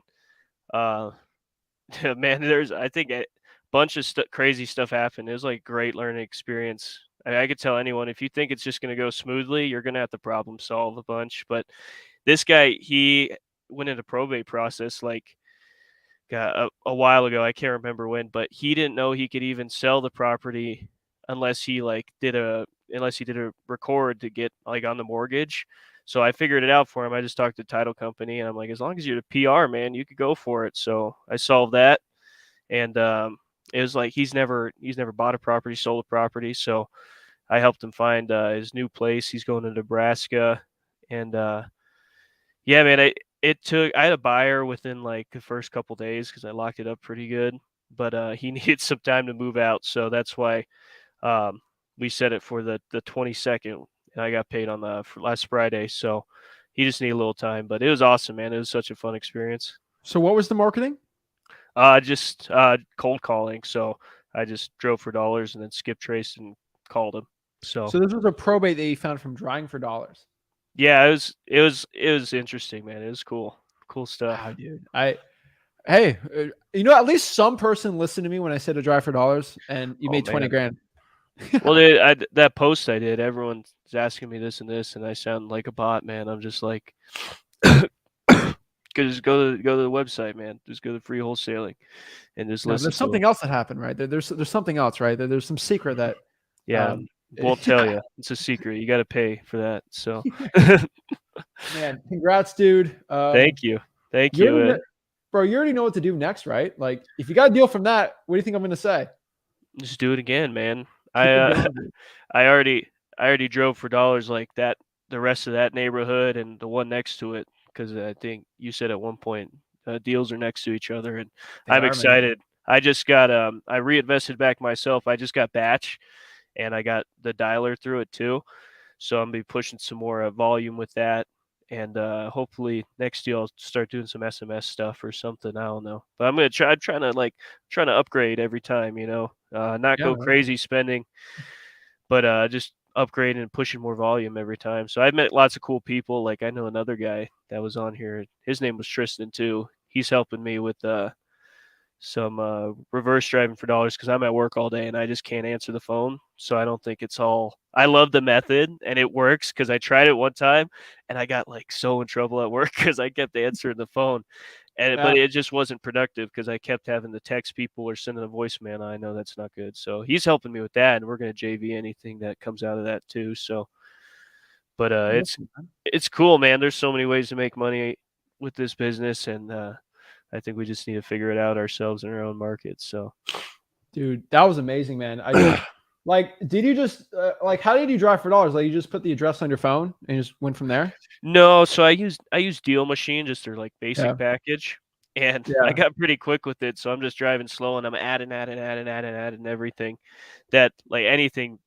I mean, I know it's cold here in Colorado right now, but I mean, you can still kind of tell when the lawn's pretty bad, even with everything that's dead after this like -20 stuff. But uh, Yeah, just any paint peeling, anything with the roofs, and I just add it real quick, and then I went on to deal machine, and I since I work so much, I think it's worth it paying for skip tracing for me just so I can market more.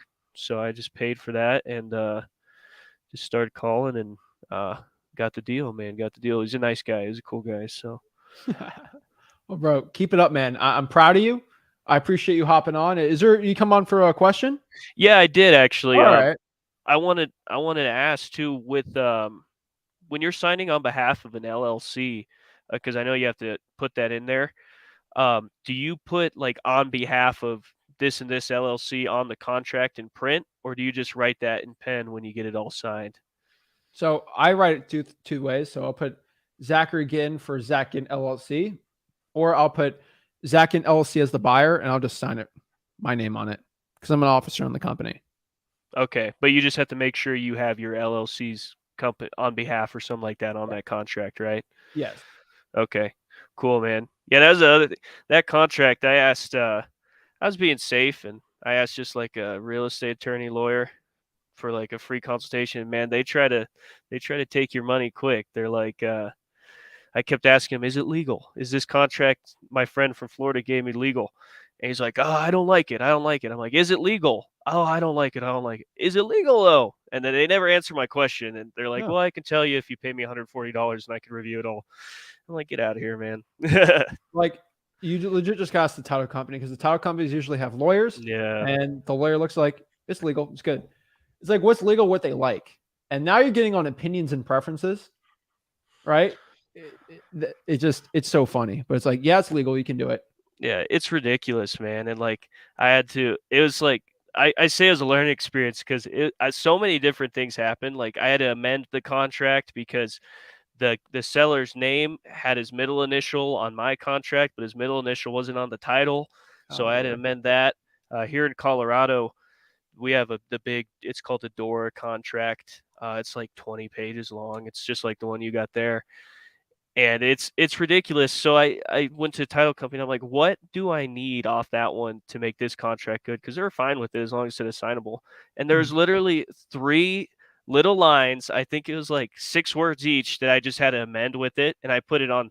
I just went edited your guys' contract so it has it on there next time. But three little lines out of that 20-page contract plus what your guys says is all you need off Yeah, that. It's legit. hilarious.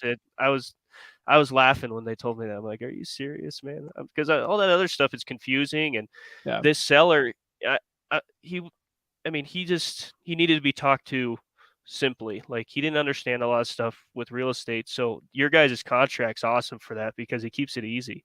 So nice and Awesome, easy. man. Appreciate it, dude. But Simplify the business. It works so much easier. And like you found a little, not a loophole in how to do the contract the right way, but you made it work, man.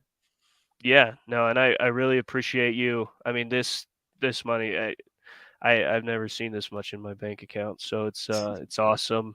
Well, don't And waste it, but you're no, reinvesting yourself and you're keeping it going. And no. dude, this is just first of many, man. I promise you.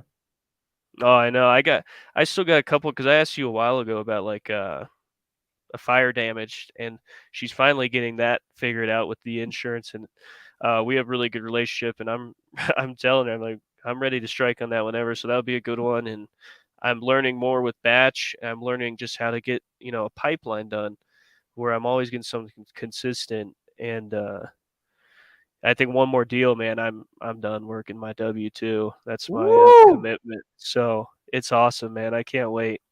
But today I'm just a little sick, so I stayed at home and just like a training day on batch and stuff. So Hey, just no figuring big it deal. out. So Dude, you're like inning number one of your whole wholesaling journey. So like you're just getting started.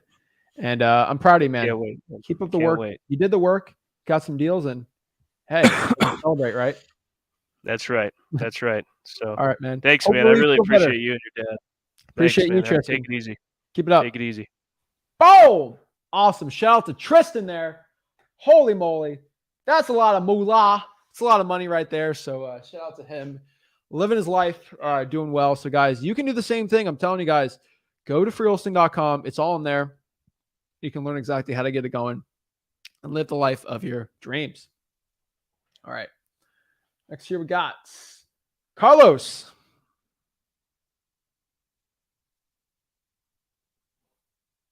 All right. Joshua. Hey Zach, how's it going? I'm blessed, man. How are you? Good. Hey, so I actually got my first property under contract this month. I got it set to close out in January. I've been watching you guys' videos for a little bit. Congrats. So, so I was actually doing agent reach out to find some cash buyers, right? And so it turns out I just called a real estate agent today to find some cash buyers. And it turns out he's actually the property manager for that property. So I don't know if he's going to go around and tell the seller that I'm wholesaling this deal. Maybe. So, I mean, who knows? I mean, Right. do you think that's something that could possibly be a big problem? Possibly. He's probably gonna be upset he didn't get the listing on it. Yeah. So I have a couple walkthroughs set up, but I don't.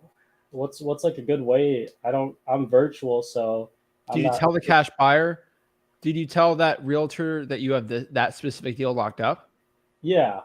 Why? He's actually the person walking everyone through the property. That's the thing. Oh, He's the property manager for that too. is he getting paid at all? No, he's not. Then you're probably gonna lose out in the deal. Yeah, but I already have it under contract. I mean, so hopefully, but I told him that I actually do have a partner that's going down there to actually close out on the property, hopefully sometime next week. But that'll just be my cash buyer, I You better guess. start using names, man, and show you're legit. That's the What'd best you way. say? You better start using some names, bro. Yeah. So Like, I actually got my first walkthrough going in tomorrow. He knows that that's a cash buyer though, but I have a feeling that the seller probably knows that I'm wholesaling this already. we're probably gonna figure it out. I don't think you're gonna lose out in the deal, but you gotta be careful, man. Yeah, so the people that want to buy this, he's the proof of funds he sent me is an unsecured LOC. Do you think that's good? What do you That's mean by an unsecured LLC? unsecured LOC. What does that mean? It's an unsecured line of credit, I guess. That's just what he sent See, me. that's a loan. No, that's not a cash buyer. It's a loan. Not a cash buyer because he's doing like burrs and stuff. That's a hard money buyer. Okay. So a hard money buyer is not something I should. Hard money buyer is not a cash buyer. Yeah. Cash buyer is to buy it with cash. Yeah, it's kind of hard for me to find cash buyers down here, and it's hard for me to find people to JV with. Where are you at? I'm doing it over in Johnson City in Tennessee. Okay. How many for rents have you called? I've called probably about 20. Okay. I got a couple people that want to walk through there, but I don't know. I also had a guy with a nonprofit organization for like veteran homes, and he wants to walk through there. Cool. So Have you gone to the property auctions? no, not yet. Do that. So I'm all the way in Ohio, so yeah. I mean, Have you gone by the have you looked at the cash sales up? yeah, I've been calling all the cash sales. All right, do that. The flippers tab. Yeah. I mean, if you go through, that's going to be the best way to do it. You just got to keep calling them. Yeah. And you go all the way till 2012, right? Like you keep going forever on it. Yeah. So you just got to keep the volume up. Yeah. But I mean, you got a lot of, seems like you got a decent amount of buyers and doing walkthroughs. So yeah, I think you're fine on that end. I got probably 5 people going through the property this week. The thing is that there are tenants in there, so it's kind of hard to get so many cash buyers through. Yeah. So I get it, man. yeah. So I mean, I appreciate you guys for everything you do. You guys, I'm using your guys' contract, everything. I watch you guys' videos pretty much every day when I'm driving to work, driving home from work, laying in bed. So I mean, I feel you guys. I appreciate it, man. I'm telling you, if honestly, just go out here and start. Just keep walking through. I'm not going to freak out with a seller. Like it's not a good situation. I think it's kind of bad, but it's adding extra risk to it. Yeah. Get a walkthrough and get a cash buyer locked up as soon as you can and say, this is my partner. Yeah. So that's going to be your best thing you can do. Yeah. So I was actually so scared to actually put the property under contract. I have it set for closing on January 30th. But then I watched your dad's video on the 80% or not doing 70%, doing like 80 and minusing the repairs first. So that really helped me out. And he said that that's a good way to actually get a business going, because if you fall by the 70%, it's really just a miracle to really get properties like that. I mean, So yeah, I was actually, I think I DM'd you. I mean, it looks like you got cash buyers. Did you have, by any chance, do you work in Johnson City by any chance? We have some, but like, dude, like how many walkthroughs do you have scheduled? I have 5. If you can't get a deal out of 5, you probably locked the thing up too high. Okay. Yeah, because it's supposed to sell for, so there are houses that sold for 230, literally right across the street. I got it locked up for 140. I'm selling it out for 150, and it's in good condition. It only needs like 15,000 in repairs. If you can't sell the deal to 5 people doing walkthroughs that are legit, we're gonna have a bigger problem. Yeah. JVing. Okay. So go through those 5 walkthroughs and let me know, and then maybe I can help you from there. But I don't think it's in your best interest to go at 50% if you right now, because you already have 5 already set up. Yeah. I rather JV from somebody that can't get that done, you know? Yeah. Okay. I got you. Well, I mean, I appreciate the call, Zach. I've been trying to get on here for like forever. All right. Well, keep it up, Joshua. All right. Thank you. All All right. I right. hope we can get in contact again soon. All right. Have a good one. See you, Zach. See you. All right. Next, we got Kyle. Zach, what's up? I'm blessed, man. What's up? How can I help you out today? Nothing much. Just trying to get some deals done here. Hold on. This thing's... All right, there we go. Yeah, so I'm working on a couple deals. First, I just want to say thanks. I mean, you're an absolute gangster for all the help that you've done for me so far. I mean, it's just like it's funny looking at all the different stuff getting thrown at you, like in these early stages. Oh yeah. People, you know, like, oh, sign for my course here, and then you get like this guy who's doing free stuff, and like subconsciously, I'm like, it's free, it must not be good. But I'm like, I'll give it a try. So I just started following your stuff, and like literally the best info. It's like it's almost doesn't even seem real. So just want to thank you for that, and anyone who's skeptical on Zach and Rick, they're the real deal. So just wanted to start there, and then my question is, I'm driving for dollars, and I'm just finding these like super highly distressed properties, and they all happen to be like probate, like super complex problems, which I'm fine with, and I'm learning as I go. So the current one I'm working on now, I found this property, and the owner is dead. She died in May. So I contacted the sister of the property, and she thought the bank already owned it, but they don't. Anyway, long story short, they didn't even know they had the rights to this property. So I'm trying to figure out, do I bring a probate attorney to them to help it get filed in probate? That way we can get things moving, or what do you think I should do? So so no probate's been filed. This is in Florida, obviously, right? Yep, it's in Florida, yeah. So when did the person die?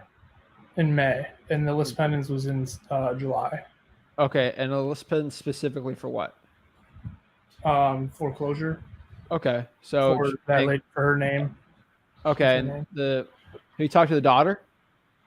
No daughter, no parents, and no husband. So the next who are you is talking the siblings. One of the sisters. Yeah. Okay, and they haven't been paying the mortgage at all? No, there's 2 modifications that were done. So like 15,000 in loan mods on the back end, and yeah, so they basically just want the debt paid off. The sister's like, we don't really care. You know, it's a good deal. It's just, you know, kind of complex. So. I would probably, hate to say it, I'd probably sign an agreement with the heirs, bring it to a title company, and then bring a probate attorney along with you there. Okay. So get a contract signed with the heirs. Yeah. Does the title company have any good closing attorneys that you're using? Yeah, I'm in contact with a closing attorney. She's great. She's actually the one I've been getting like most of my advice from, like on what to do. So she reached out to one of their probate attorneys so far, but that was just like them. The ones that work at the closing with the title company, they'll be lockstep and they'll help you out the best. Okay. And that's okay. So my question is, they don't really know how much is owed on the mortgage. So how do I figure out like title company should figure it out? Do you have prop stream or anything like that? Yeah, prop stream badge. That data. Just look it up. It should pop up on there. I know there's loan mods, so it might be a little differently. Yeah, I looked on the county stuff. I have an idea. I didn't see any tax deeds. I mean, so I don't know as far as, because I just don't know what price to write on the contract. You know what I mean? Because I don't know what's owed. So Nothing pops up on Batch or PropStream. Nothing. I mean, I got most of my data from the county. When you look at public records, is there a mortgage amount? Yeah, mortgage amount. What of date? 2019, it said there was like 60,000, and then there was 2 loan mods, like I said. But I think those go on the back end of the loan, and you pay them off when you sell, right? My guess is probably 55 owed. It won't be more than 60. We know that, right?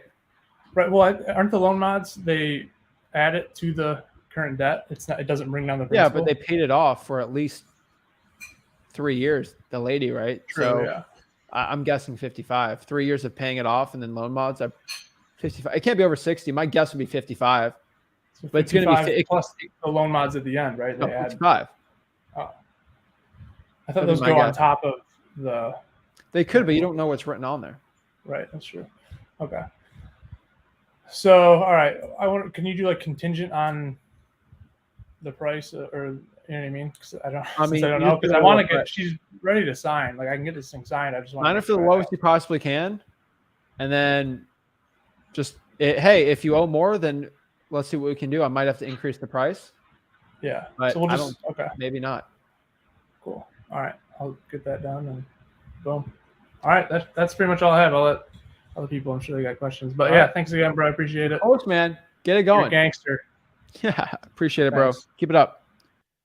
Yeah, that's why it's important to have a probate attorney and a closing, basically a closing attorney or a title company that's locked up with a probate attorney. They'll actually help you out the most with it. Let's see here.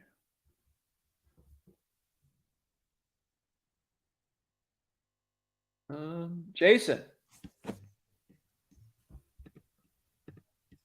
Yo, can you hear me? Hello? Yeah, I can hear you loud and clear. What's up? Hey, Zach, how are you doing? I'm blessed, man. How are you? Very well, thank you. So I just wanted to say a few months ago we spoke.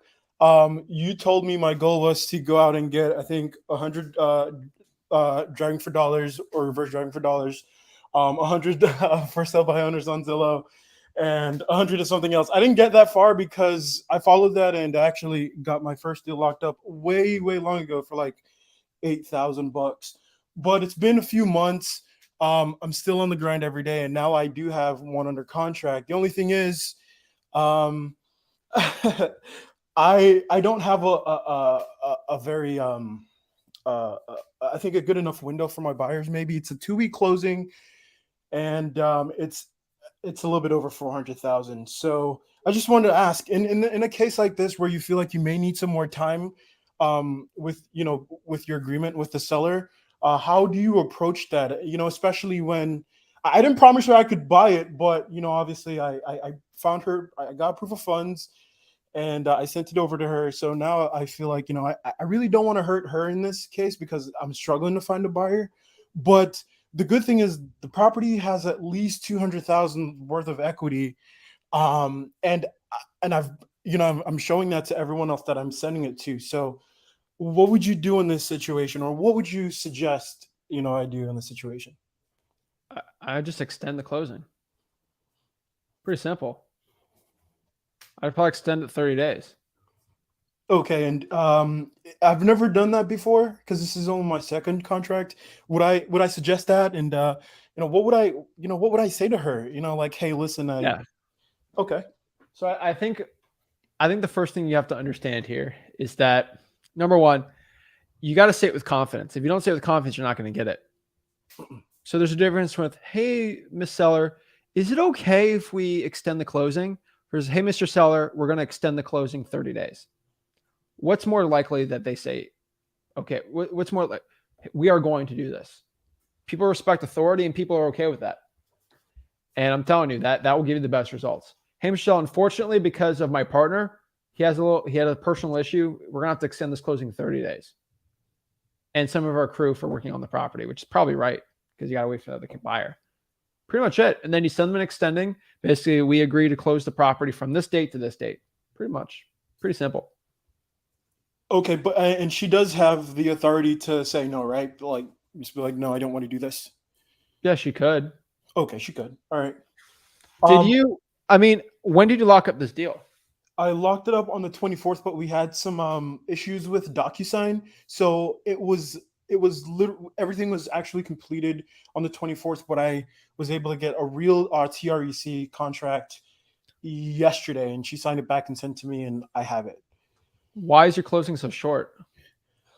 Honestly, I thought because in the past, it's really stupid. I thought that was going to give me an edge to get it locked up, only because again, I realized the equity, and I thought other cash buyers would notice this equity and try to jump on it. But yeah, and that's obviously just like you've said in the past.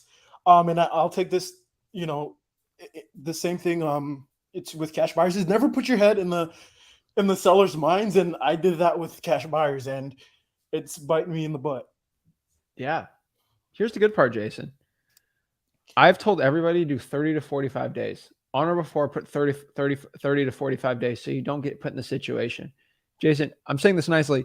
You saw the information and you said, screw it. I know more than Zach. And then you did the 14-day. And guess what happens? Now you're coming back to me and saying, Zach, I didn't do what you said, and now I have a problem. How do I fix this? Yeah. So how do I fix this? Don't do that stupid stuff anymore. Do what I say. Number one, and I'm saying this because there's a lot of people listening to this, okay? Number two, now I tell you not to jump off a cliff and break your leg, and now you broke your leg, and you're like, Zach, what do I do? I got to help you, all right? Sign the extension for 30 days, and just say, hey, 2 weeks was not enough time for me and my partner to go through the house and look at it. Just sign the extension. That's pretty much it. I mean, you psyched yourself out, dude. I did. And you're not a mind reader, and you try to read somebody's mind. So you just don't do that anymore. 30 to 45 days, it will not give you the edge. I mean, dude, how does the edge feel right now? The edge doesn't feel good. Yeah, no, I feel like I'm actually holding on to the ledge, and that's why I'm here, just saying, hey, Zach, can you grab me by the arm? Yeah. So yeah, get away from the ledge. All right, like sign the extension, and never do that again. That's all you can really do. Okay. I wish there's something special thing I could say, but like that's the truth. No, and actually that actually helped a lot. I just with how contracts work, it's it's free to do business that way.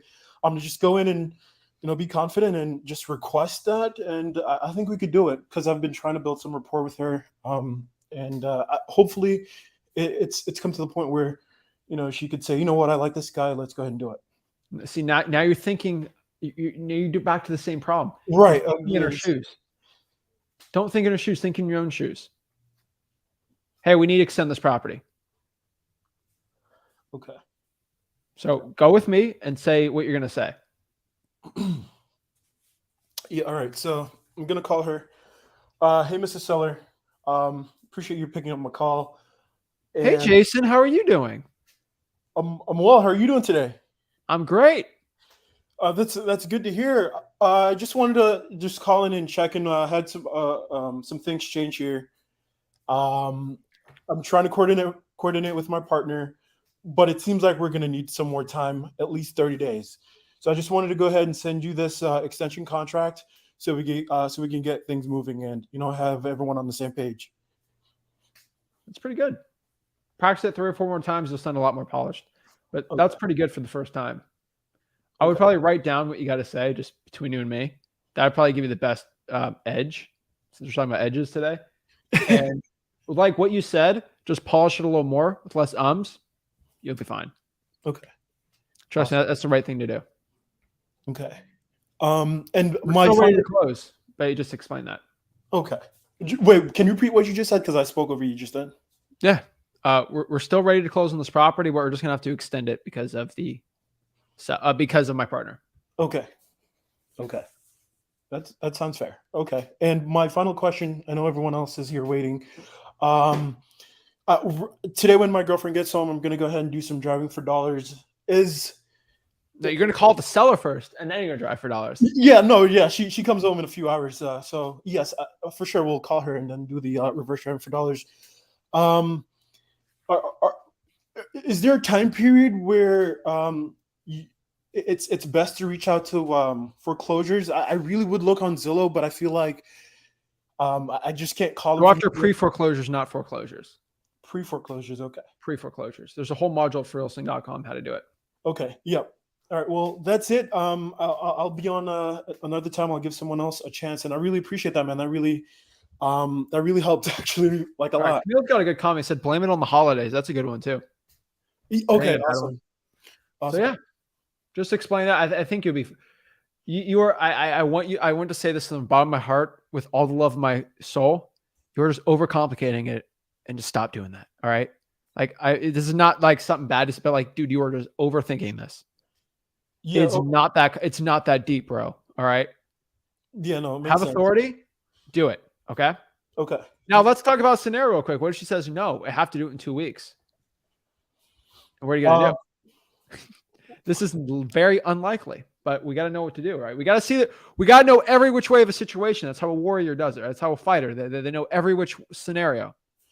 So I'll tell you what to say. Okay. If they say no, it has to be within 2 weeks. Say, hey, Mr. Sell, I'm sorry, but we didn't really even sign this contract, the TRAC contract, until a couple of days ago. And because of the holidays and everything, it's just going to be a little more difficult for us to do. We didn't really account for our crew and our team to be off these many days. And it was a communication problem. I'm very sorry, Mr. Seller, but we have to be at this date. Okay. Okay. I think you'd be pleased to hear this, because it goes in conjunction with what you just said.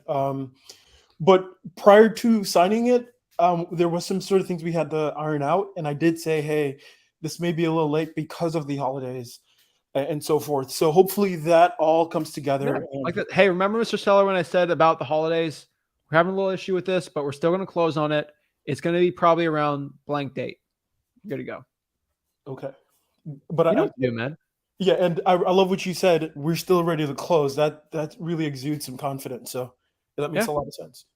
All right, man. Have authority, confidence, and you should be good. Write it down. That's probably the best thing you can do. Yeah, no, actually, I just finished writing it down. Yep. All right, and then now go out here and actually get the extension already set out so you can send it as quick as you can. Okay. Actually, are you doing this in person?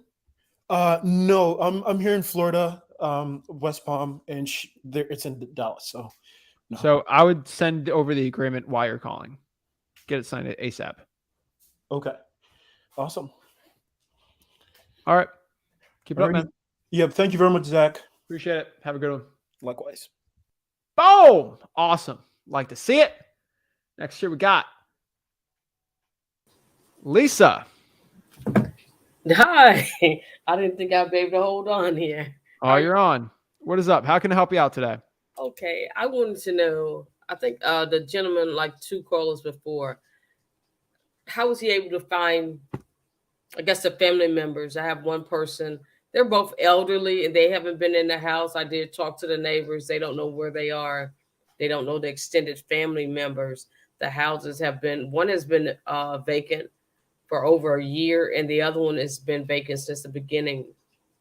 A year and a half, and the one has been vacant since February. Is this a probate? No, driving for dollars. And so, well, you can't find the owner of it. Is that your issue? Yes, I can't find the owner. Okay.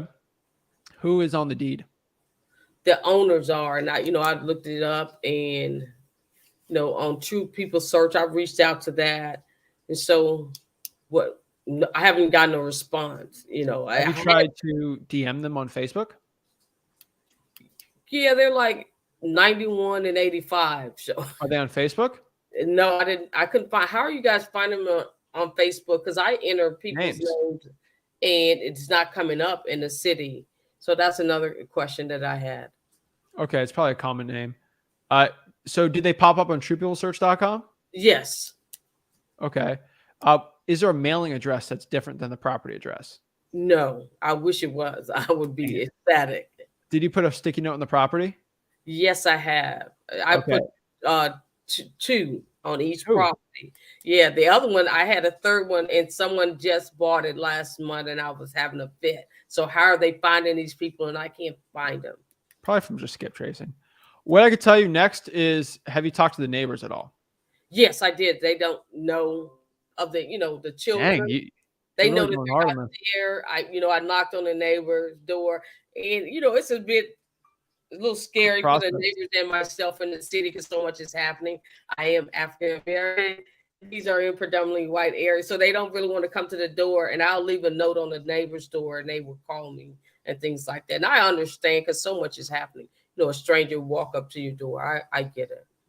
I get that too. I mean, not completely, but I mean, what I could tell you here next is your best bet's going to go to True People Search and find the son or daughter, and then DM them on Facebook or cold call them. Okay. Your best way. And so, like, if it's, let's say it's, I don't know, Marjorie Smith is the owner, right? Or like whatever old person name. I don't know. If it's, some old person's name, or like Eustace, that's a nice old person's name, Eustace Smith. And you see that, like, Edward Smith is the son, just call him up. And this is what you're going to do.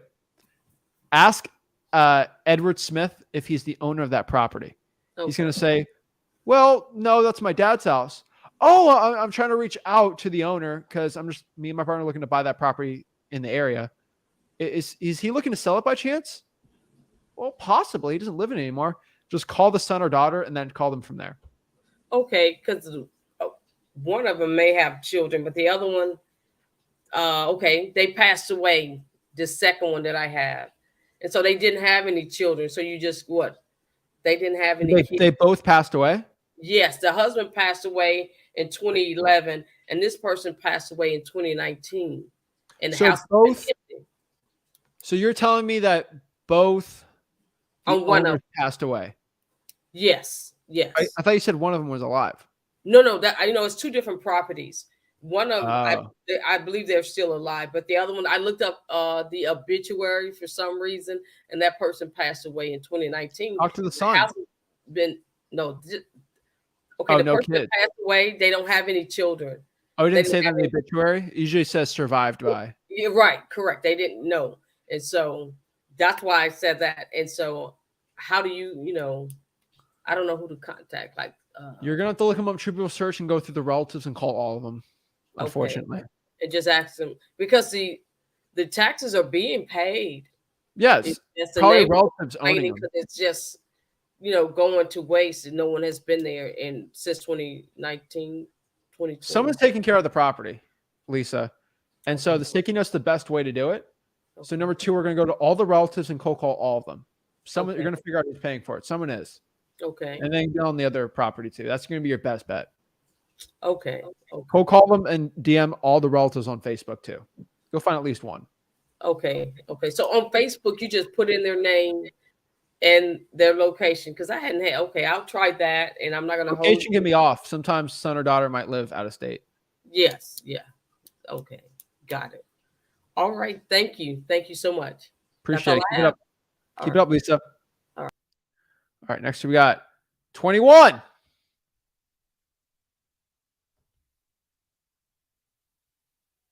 All right, bye. Let's see if Carlos wants to talk. Hello. No. Thanks. Yo, what's up? Sorry, give me 1 second. there we go. Hey, what's up? Yeah, my bad. Okay, so I watched your video yesterday on SMS blasting, and I know you said pre-foreclosures is good to do. So for pre-foreclosures and probates, I'm assuming you have to do skip tracing for all those manually, right? Because there's no way to, like, get an Excel list of all those. Because what I use is I use the county open records, and typically they don't have, like, an export option for an Excel document. Yeah. So I'm assuming that's all got to be manual, right? So for pre-foreclosures? Yeah, because I know they're... Okay. I mean, yeah, that's no biggie. I know they're much better to SMS, so that's fine. I'm working on some tax delinquencies and a bunch of other stuff, so I got some good stuff in the pipeline. All right, appreciate it, man. Keep it up. Thanks. Have a good one. Boom. Yo. How are you, man? I'm doing good, man. I'm blessed. I do have a question for you. Awesome. And this is probably something I should know. Do you have like so I use RE Simply and RE Rocket as my CRMs. Okay. Do you have a good recommendation or a video or something I can watch how to set up a good drip campaign? Follow up? specifically for RE those simply. CRMs, no. I still only use Podio. I have some automated stuff on Podio, but dude, I'm very bare bones with it because our acquisitions people, I forced them to manually go in it every single day. We have reminders we have on Podio, so you're good there. So my Podio for my acquisitions people, it'll say who to follow up with today. Mm-hmm. And so, like, if call somebody, hey, call me back in 3 months, 1.5 months, I'll contact them and we have the exact date. And then every day, our acquisitions people probably have 10 to 15 follow ups to do in the day, 5 days a week. And so, I just have to look at it. The last 3 people that called me today were people I spoke with in April and May, and RE Rocket, they I paid through a company, and they automatically have drip campaigns every day. They'll send a text blast to all these people. Yeah, Hey, that's okay. I don't like that. I'd rather my team, my drip campaigns are reminding my team to go follow up and call the person. gotcha. Yeah, A I'm a one-man call show. will beat my competition who does the they do the automatic text email thing. It's not as personal as just a phone call. Hey, this is Zach just calling up, checking in. That will beat any text or email all day. And you can't automate that, unfortunately. You just have a little reminder, the phone number, click, click, click. And here's the thing. That reminder, if it doesn't click that it's got done, it will be on the past due. And guess who sees that in the morning meeting? And guess who's going to grill the person for not doing it? Yeah. I got a The best time part block. is with multiple acquisitions agents, if somebody does it past due, I give it to the other acquisitions agent, then boom, first person lost on that deal. I give the lead to the other guy then. I definitely got a time block in my schedule to start following up. Well, dude, it's only 10 to 15 because think about it. If you do 15 times 5, that's what, 60, right? 75. I mean, that's 75 follow-ups a week. That's pretty easy to track. And that's 15 a day. I literally can just look on the Podio in the mornings and just be like, all right, he's got to follow up with this many people. He's got to follow up with these many people. And then they all have to click it that it got followed up. And then they have to manually put in when they got to follow up with the person because maybe it's someone they call back in a week. Maybe it's somebody called in 15 days, right? It's all very manual. And so like the automated CRMs are great, dude. I got people I've gotten free like $5,000 CRMs. Like the in-person personal experience for me, because we do a lot of in-person, it's still the best. And remember, we're doing $40,000, $50,000 deals. I have to have the edge on everyone. So that's kind of how I'm a little different. I'm a one-man show, so it's a little different. Oh yeah, I get it. You know what I mean? I have like 900 leads in both of my CRMs, so I got to do like at least 20 a day just to call. But yeah, I get it, man. The solo stuff, I know. Trust me. All right, brother, man. I appreciate it. All right, keep it up, bro. Yep. Boom. Awesome. Love to see it. All right, so are you back on? Yeah, hello? There we go. Hello, how are you? I'm fine. I just had a question for you about the ARVs. So like once we divide each property by a square foot and then you multiply it by 70, do you divide it by 3? Do you divide all the additions of do you divide all the numbers like by 3 separately, or like What do you for do example, by 70? What's 70? I mean, not by 70. I know you multiply the ARV times 70%. For what? But I'm saying, say for example, all the houses that your comparables are sold for 100,000. So I know you divide the 100,000 by how much the square feet is, and then you do that for each of the 3 most top. Hold on, I'm getting tongue tied. I'm trying to overcomplicate it. Hold on, bro. Hold up. Let me ask you. I've never said to multiply anything by 70 unless if the ARV is under 120, you can do 70. Are your ARVs under 120? Yes, they are.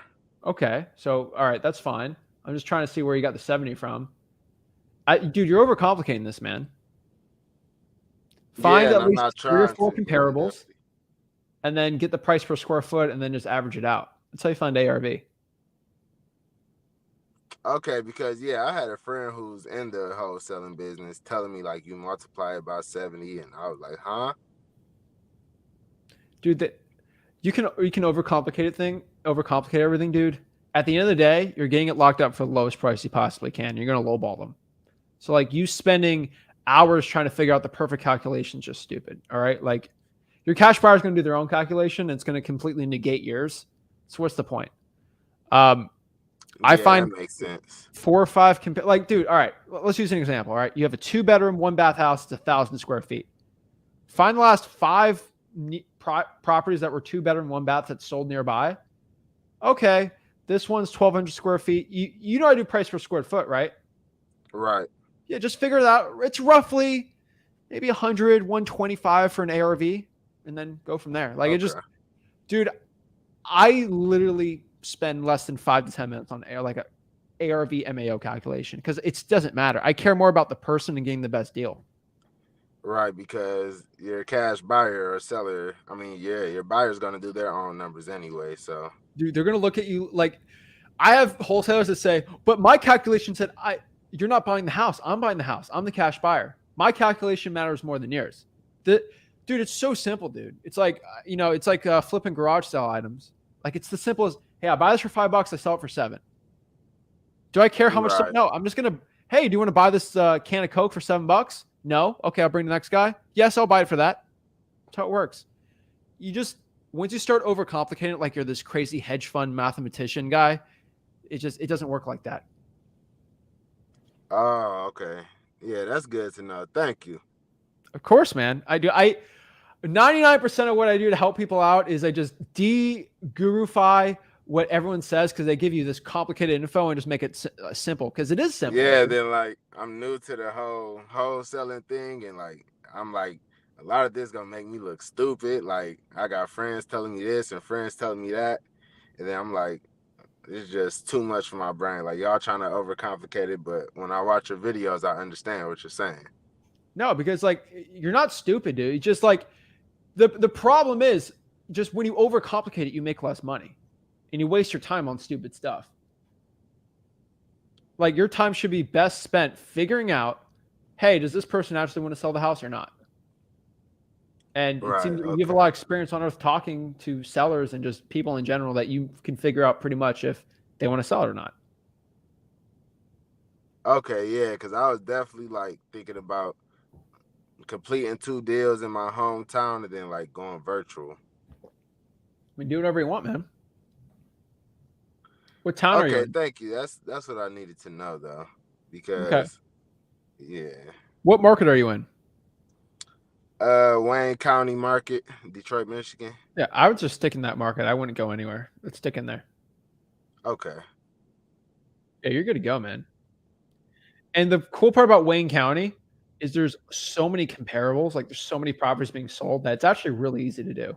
Yeah, because I was on PropStream and I had noticed that like it don't matter what area you're in, it's always a bunch of comparables. And there's so many cash buyers, dude. So it's like, and here's the problem, man. Like sometimes I'll think the deal, Wayne County, I'm still learning, man. Like I've been in it for a while. I'm still learning. Sometimes I think a deal will sell for 47 and all the cash buyers at 35. And then sometimes I think it's going to sell for 30, 37. They're all at 55. So like, I don't know either. Like I kind of just lock it up for the best I can. Yeah, because I know like you can't really, you're like without you being a rocket scientist, you're not going to get an exact number on what you should end up selling a house for. Just lowball as much as you can to get the best offer. Bro, Wayne County, you got Livonia, you got Detroit. Like they're so diverse on the type of properties nearby. It's so every neighborhood's basically different, man. Like, you know that. So it's like, it's so complicated trying to figuring it out that like, just lock it up for the lowest you can and try to sell it for the highest. Right. It's really that simple too. Dude, it is. Oh yeah. I remember I had joined the group, the Facebook group. I didn't type anything in there yet, but it says something like an admin has banned me from making posts or commenting until like the 24th, and I didn't try to post nothing in there yet. Like I've tried to post on one thing, but it was a pending post that never got approved by admin. All right, we'll figure it out. Just DM me and I'll look at it. Okay. All right. Keep it up, bro. Let me know if you got any other questions. All right, no problem. All right, keep it up. Boom. That's it, guys. So if you want to get into wholesale and real estate, and really start selling your deals, just go to freewholesaling.com below and we'll show you exactly how to sell your deals for the best profits possible and you get the best money for your deal. But I can tell you guys straight up in wholesaling real estate, do not complicate it. Go to freewholesaling.com, learn how to wholesale real estate the right way. I'll be going live with Rick tomorrow. You'll know by 6 a.m., hopefully tomorrow, what time. It should be probably 6, 7, or 8 o'clock, maybe 9, but we'll figure it out. We'll be live tomorrow evening. You'll know by tomorrow morning what time. And worst case scenario, you can always just watch the replay. It'll be fine. So guys, go to freewholesaling.com. That's where I'll show you exactly how to do wholesaling real estate A to Z. And I'll see you guys soon. This is Zach Ginn signing out. Have a blessed one.